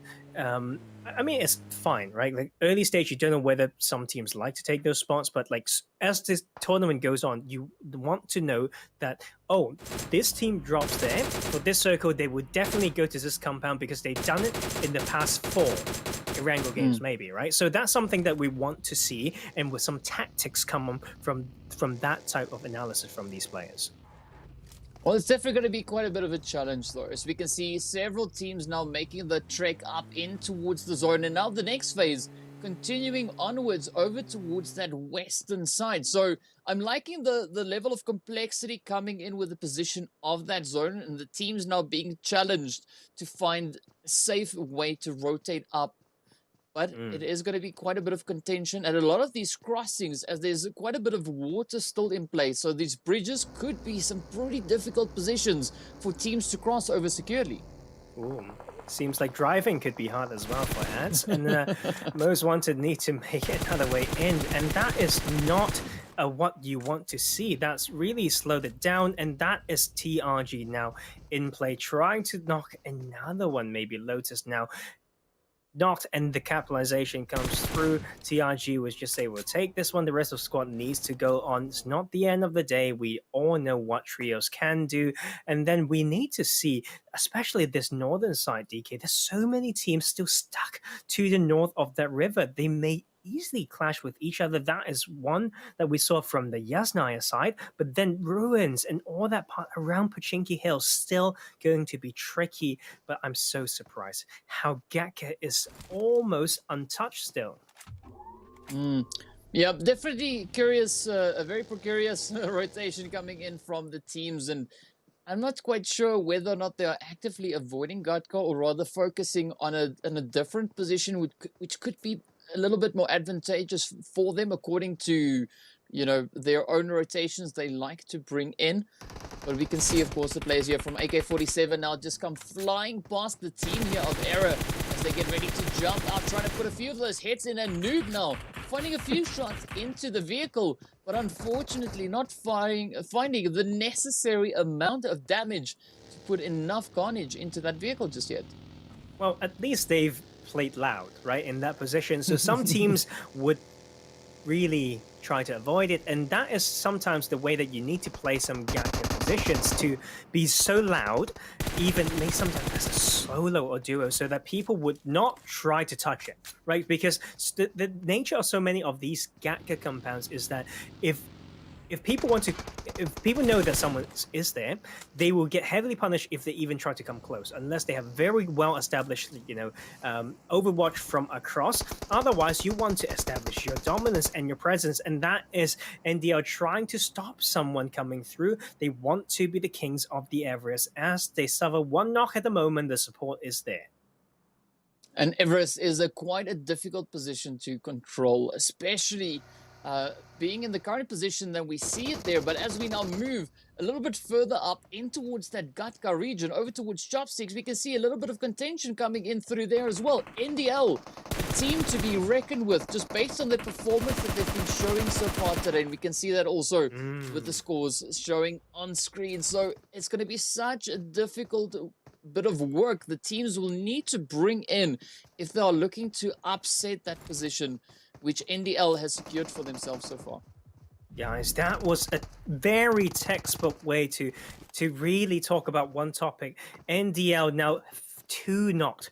One of them initially got knocked on the very good split, and their formation got changed. They've got forced to change, but they did not adjust it accordingly, leaving themselves some opening for someone to pinch from behind, and that is how they've lost 2 players. But that is the return of at least one. Is not done yet, but this blue zone will come after half a minute, and that will be Jody and Jar Jar needing to maybe make their move, as we still have such a big distance to go. But you know what? That was a great time, DK, to talk about that point. Sometimes that is exactly what happens. You have a great, perfect formation, One got knocked, one got go to revive, and then your whole formation's affected. Your angles are not all defended. So this, and they are still continuing. I'm not sure about this DK. They've got a long way to go. Yeah, and of course we can see NDL, they do have a good position on the safe side of that zone. But now we look to see what the players here from Seven Ravens are going to bring it to the mix. Are they going to try and step up and contest them?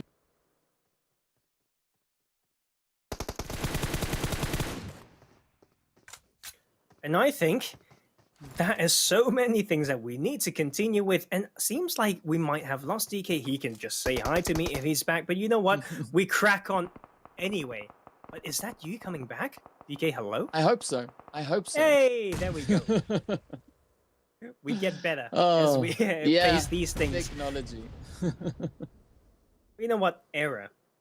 We want to see more from this squad. And Noob seems to have some survival skill.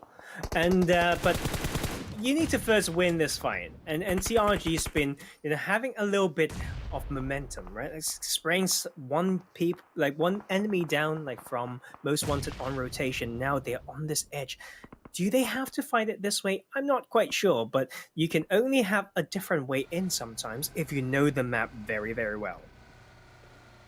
Yeah, this is definitely going to be quite a bit of a challenge for the side here of Era. Only a 3-man team, and of course now trying to defend the edge of zone while contesting the players here from TRG direction. I mean, this is a tough call no matter which way you look at it, and I don't think Era has the upper hand with regards to the position here, because TRG are able to reposition themselves a little bit further up towards the north, but fortunately we do see that the players there, of course, from Liquid Demons, they are able to apply that additional pressure onto the side of TRG now. It's very weird for what Era's doing. Okay, nice, you had a knock, you tried to confirm it was close, but for Noob to just take to the next spot and then keeping two, teammates behind when they basically need to fight this, it's just not how you want to do it. To force themselves into 2v4, yes, you may have one who can live, but is that enough? Right? You just literally have a fight on your face and you are split in how you want to play it. And that itself is a huge error. Pun intended, not sorry at all. That was a mistake.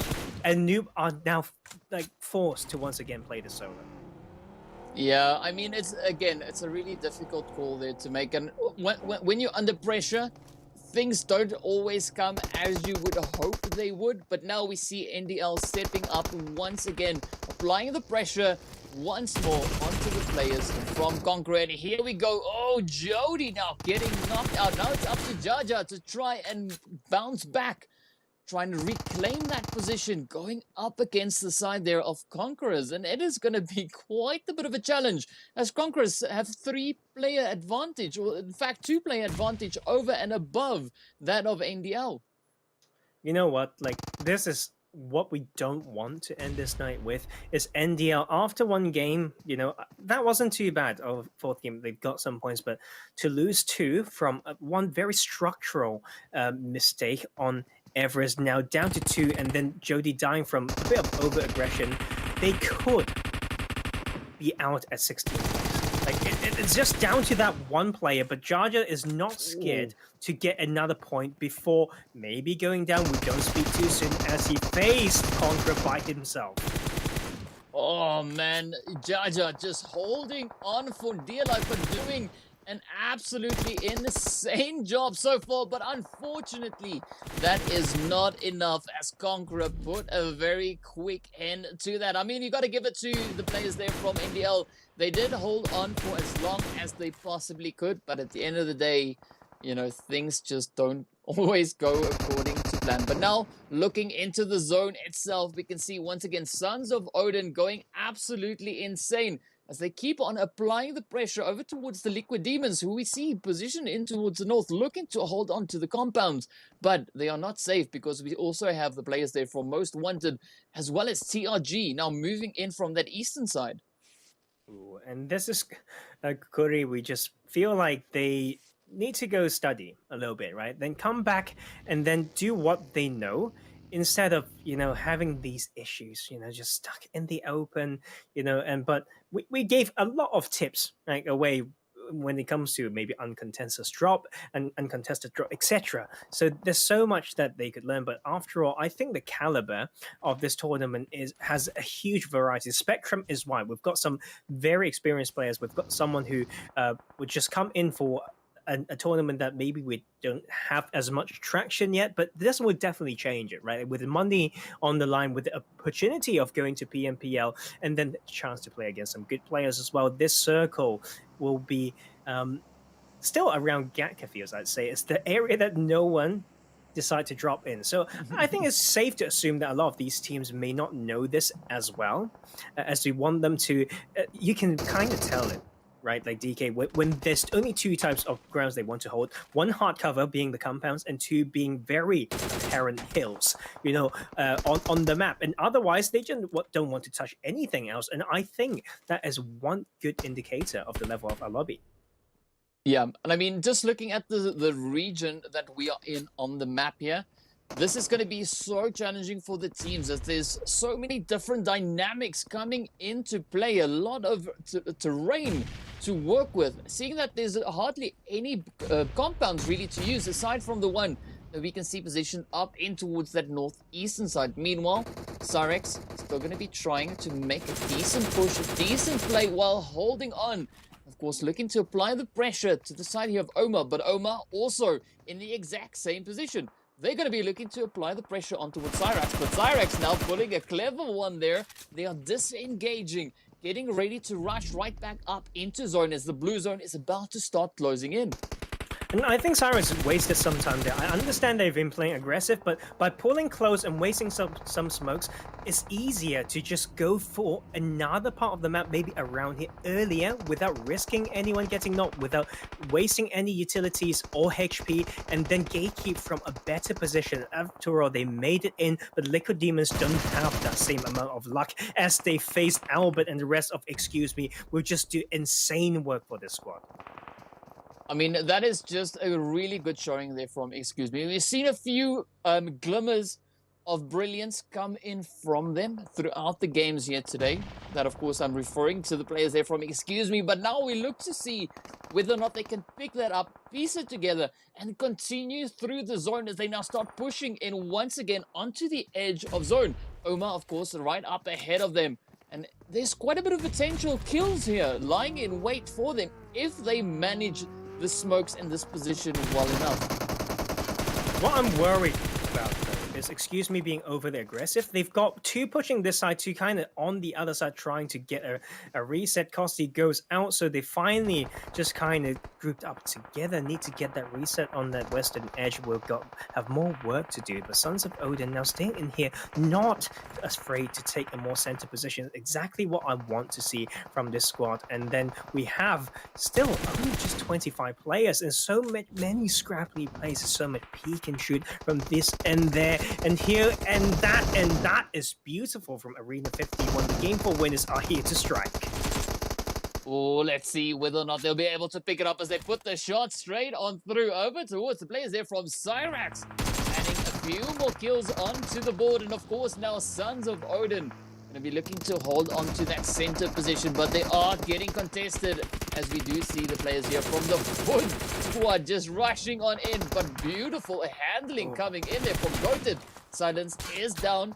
But of course now the Foot Squad not going to be backing out of the fight just yet. They can almost taste it. It is so close. Just a little bit further, just a little bit more pushing. And it could be in the bag. But will they be able to secure it? TRG, of course, as we can see, positioned up in towards that northeastern side. Now looking to smoke their way on up before pushing up into that zone. Meanwhile, the players here from the Foot Squad rather, being able to get to their wounded players, get them back up into fighting form, still standing a really good chance in this really late phase of the game. I think this type of circle, DK, really tests the players in their abilities to reassess the surrounding. They need to, sometimes, it's a matter of crawling an extra few meters, you know, to have a slight adjustment to the split, etc. Right? So that is something that definitely needs to be done by the teams holding in the center, and Nicodemus goes out at 7. And that is, excuse me, trying their luck, but they will, with the power slimmed down to 2 players right now. Most want to escape from that spray coming from TRG will enter the northwestern side with no close enemies, actually. Yeah, that is still a decent position to be in, but you also got to look at the position that we see the players there from, well, there's quite a bit of a spread, though. I mean, excuse me, coming in from this eastern side. Most wanted positioned up in towards the north. The south, so jam-packed. I mean, we got the Foot Squad positioned right here. We also have Sons of Odin just hanging in by a thread. But this is where the teams now have that opportunity to prove themselves under pressure. Sons of Odin sitting with 3 kills to their name. There is, of course, that opportunity for them to find several more. As we can see, Daddy now coming in with a beautiful spray. Now looking to get that confirmed and do exactly that. Get the additional points to their name. But we have 6 teams remaining. The Foot Squad still holding on to that southern edge. It's going to be quite the trying angle for them to try and defend. That's such a tricky circle to play. I'll tell you what, there's one thing that I'm looking out for as well here is knowing when to strike in here. You can play very loud right now, but what if it ships away from you?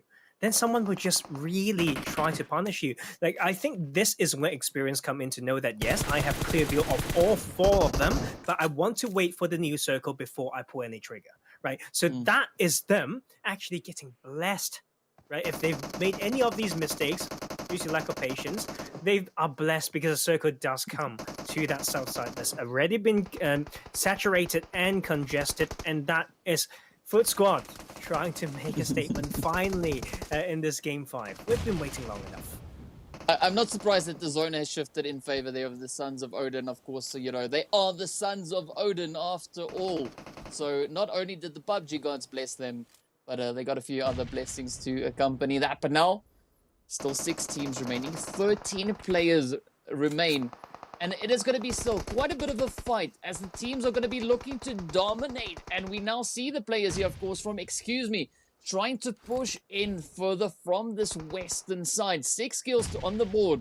We have the players there from Arena 51 also holding strong down in towards the south, but they do suffer a knock in the process. Now we see, of course, Sons of Odin Daddy getting hit by a grenade. Now this is the opportunity for the Foot Squad actually to come rushing in. They have the numbers advantage. We can see, of course, they're still sitting on an absolutely full squad. Arena 51 sitting on 3 players. Most Wanted on 2. And then TRG as well as, excuse me, sitting on 1 player apiece.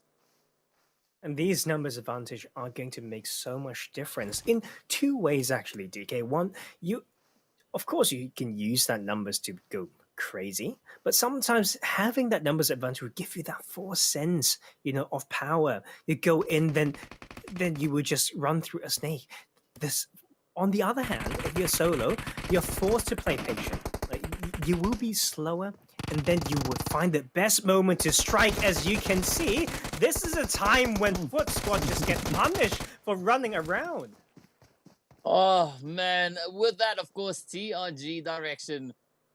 Gets sent right on through into that lobby, but now Most Wanted down to their lone straggler. Trying to squeeze on in. Prada also holding on there for, excuse me. Fortunately, 6 kills. That is still a very, very decent kill count to have. But if we look at Arena 51, they have 8 kills on the board. Absolutely insane kill count coming in. Looking just at the sheer level of competition they are facing here. But now, 4 teams remain, 7 players still survive.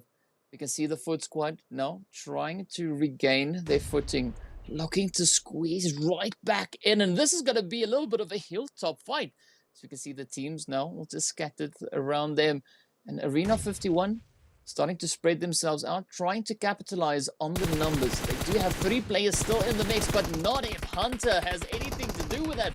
Fortunately, quick reactions come through. The knock follows up, and this is now where Syrax and the rest of the team from Arena 51 can look to take dominance on the zone. That was trigger discipline issue, right? Like that is BATSquad losing the numbers advantage essentially. They had numbers advantage, like so many solos. It's just like, dudes, why do you stand up and spray that? The circle is coming in. You can just third person peek every inch of the movement of that player, and they decide to greed for it. And that is where it really makes that difference. And we're down to Andy to finish that, and that's Ads finding that one, and he will make sure that he gets it, and then but he would absolutely know what that means. People would know that he's on the side as he slowly move in with the blue, will use those meds appropriately, and we are down to a 1v1v2. This is going to be a pretty tough call, whichever way you split it, and of course we can see it is most wanted coming in from that northern angle. Arena 51 positioned over on towards the eastern side and over towards the west. Oh, we see a beautiful spray come in from Prada right down onto Ads as he now gets deducted from the lobby, and it is now up to Arena 51 to try and close it out. But of course, Prada is still going to try and clutch the win. It is going to be such a tough call, but either way, Prada seems to be up for the challenge. It is a 1v2 situation. Oh, but Prada gets spotted out. The shots follow through. Will they be able to make it in one piece? This is a pretty tough call. And there we go. The shots come through. Winner, chicken dinner going straight over towards the players there from Arena 51. Absolutely beautiful play. And they handled themselves so well in that last few phases. And it's just crazy because I have not seen them on a decently big stage with a back-to-back chicken dinner. I don't know what we would do to them. It's almost like a hype that they've never experienced before, but it's also just good work. I think it's not easy to have that. Like, even though the gods of PUBG may be on your side, you need to really execute it. They've tried to slow down and try to play patient in late game. They tried to take early squad wipes from Arena 51, and they are the one out of the two only squads that have claimed any chicken dinner today. Well, that is quite an accomplishment looking at the sheer dominance we've been seeing. But now as we move in to our highlights, this is just to reflect some of these beautiful plays we've been seeing. And again, the team's just handling themselves absolutely phenomenally through whatever the zone throws at them. You can see even Error, even though they didn't end up in the strongest position, they still, attempted to get into a good setup. You know what, like we talked about patience, definitely a case here. I think is one of the reasons why India went out early. Like some of these plays, like you just need to know all your angles. Sometimes when you have that aggression, it can really like blind your eyes like from time to time, and that's kind of a sad one to see. India not making it a strong finish, like after extremely strong start. It don't get better than that. 3 chicken dinners. But you know what? I would love to see them come into this late game because look at what they missed. This is a crazy fight in this game. Just game 5, 7th circle, and all these fights still happening. Solos, duos, full squads, you name it, we saw it.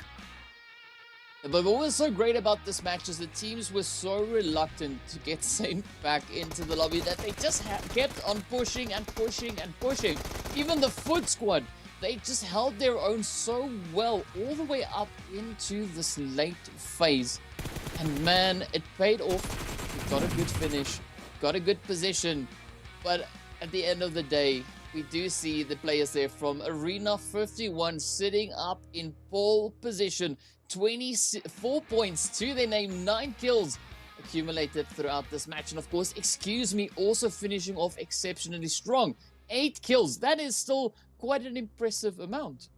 Very impressive. And I mean, that is what we want to see from them. They've been slow. Like they've been almost disappointing, but they made it here. And the side-by-side comparison between Arena 51 Esports and excuse me, pretty close. Not just in standings, points, kills, also damage. So, head to head, but they really didn't beat each other until that late game. So they've been finding their own path of killing, and they've done a decent job. But you know what? It's on the top, only those three players, and kind of people that we did not expect in a way because of, maybe the dominance of NDL, but ND for the win up there for BATSquad. He's been keeping that spot in place. Same for Ads from Most Wanted. They started game one with him actually having the most kills, now ending today with some decent results as well, but not, a lot of decent amount of kills across the board and no outliers. Yeah, and of course, as we move up into our damage, we can see Andy and Insect just bringing home those quad digits. Some pretty impressive amounts of damage being done. But looking at the matches, we did see, of course, in the highlights, there were so many opportunities for the players to get into those positions, to find the extra additional bit of damage. So no surprise to see the numbers sitting where they currently are. But I gotta say though, in general, I am so impressed with how the teams have been performing today. I mean, it's very pleasing to see just the sheer aggression coming out right out of the gate. Match one, it was just insane, and that to me is absolutely beautiful. I mean, I'm so excited to see, of course, what the rest of the national championship has in store for us. But of course, in the meanwhile, we are going to be looking at those standings. NDL holding on to the top position, coming in with an absolutely crazy way, almost breaking into the century in the first day. It's just insane. I mean, this last two games, they could have made it, they could have passed that very easily. But one thing that they did not let go is the confidence to take fights, right? And that's so important, in the squad. And they will continue to shine. But like we mentioned as well, DK, like, what's the mentality going into the last 15 games? So the 3 remaining days for Group A, right? Because they just need to make it in. Then all these will be wiped. They start from scratch. Can they continue? Are they used to being at the bottom? If they continue like that and somehow make it to the finals but have a rough start, can they bounce? So the storyline starts now. And that is just exciting to see. And we will come back, to see these teams in 2 days, I believe. But those were the 5 games that we had with the sandwich, with only 2 teams winning, those 5 chicken dinners, man.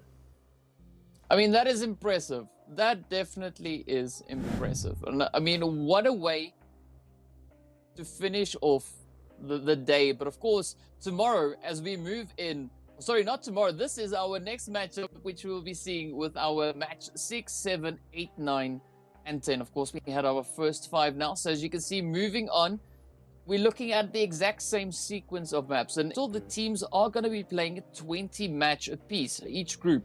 So we had Group A playing today. Tomorrow, of course, we have the teams from Group B stepping up to the plate. And of course, they're going to be showing us what they are going to be bringing in. And I'm hoping that they feel inspired just by the sheer way the teams have been going throughout the 5 matches here today.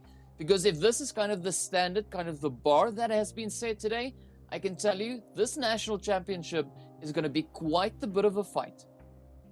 I'm actually enjoy it a lot, DK, because I've seen the region grow, right? Like, national championship is a great way to represent it, because you're supposed to be from the region, residents or nationals here. And I remember doing certain, tournaments or scrims that you definitely, from the camera angles, that is like straight up a mistake. Like, it's so easy to see how stupid it is, and sometimes you don't see it when you are the player. So to be from spectator perspective and look at it as someone as harsh and strict as I am, to see that, well, that's no really huge, like, crazy mistakes. If there's anything, it will be down to those things that needs fine-tuning, like the discipline, trigger discipline, the patience, when to use your utility, etc.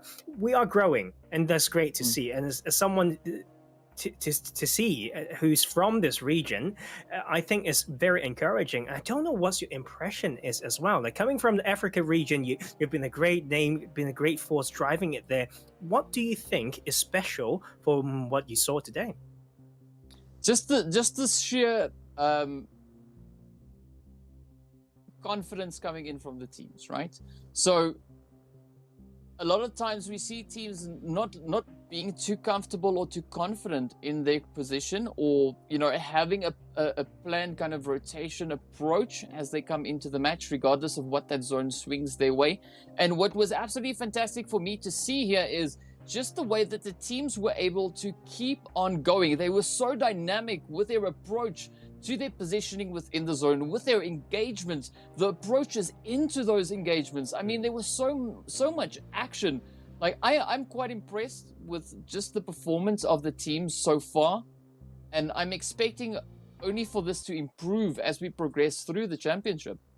Yeah, and I think that is very good to say. I'm not saying that playing passive or reactive is not a smart way of playing or a good way, but sometimes we cast some scrims or some of these tournaments, and you can definitely pinpoint a handful of teams who are just playing so passive to the way that it's, from an analytical standpoint, is not doing themselves any good. It's very hard to pick like any teams, maybe just one or two, but I don't think we've seen them and decide to say, hey, I'd rather lose everything than not take a chance. Like, I have not seen that today, and I think that's a great sign for the UK. Yeah, I mean, and this was only Group A. So, of course, tomorrow we have the teams from Group B stepping up to the plate. And with that, we'll be having Mr. Highland Wolf and Span Cargo taking you through the action. Myself and Professor Tarzan, we, of course, will be back right again on Saturday. And yes, we cannot forget about Xiaomi. So be sure to have a look at the Xiaomi Redmi Note 10 5G if you want to experience a super fast and lag-free PUBG Mobile experience. So, I mean, what more do we need to say? Just based on the action, the absolute insanity we've been seeing today, I'm expecting tomorrow to be quite entertaining when we see a fresh bunch of teams, of course, stepping up and showing us what they've got. And we've got some interesting names in that Group B lobby. So be sure to join back again tomorrow to see what the teams in Group B will bring. And of course, myself and Professor Tarzan will be right back with you once again on Saturday. Have a fantastic evening. Thank you so much for watching. And of course, big shout out to all the teams. You guys are absolute legends. For now, have a great evening.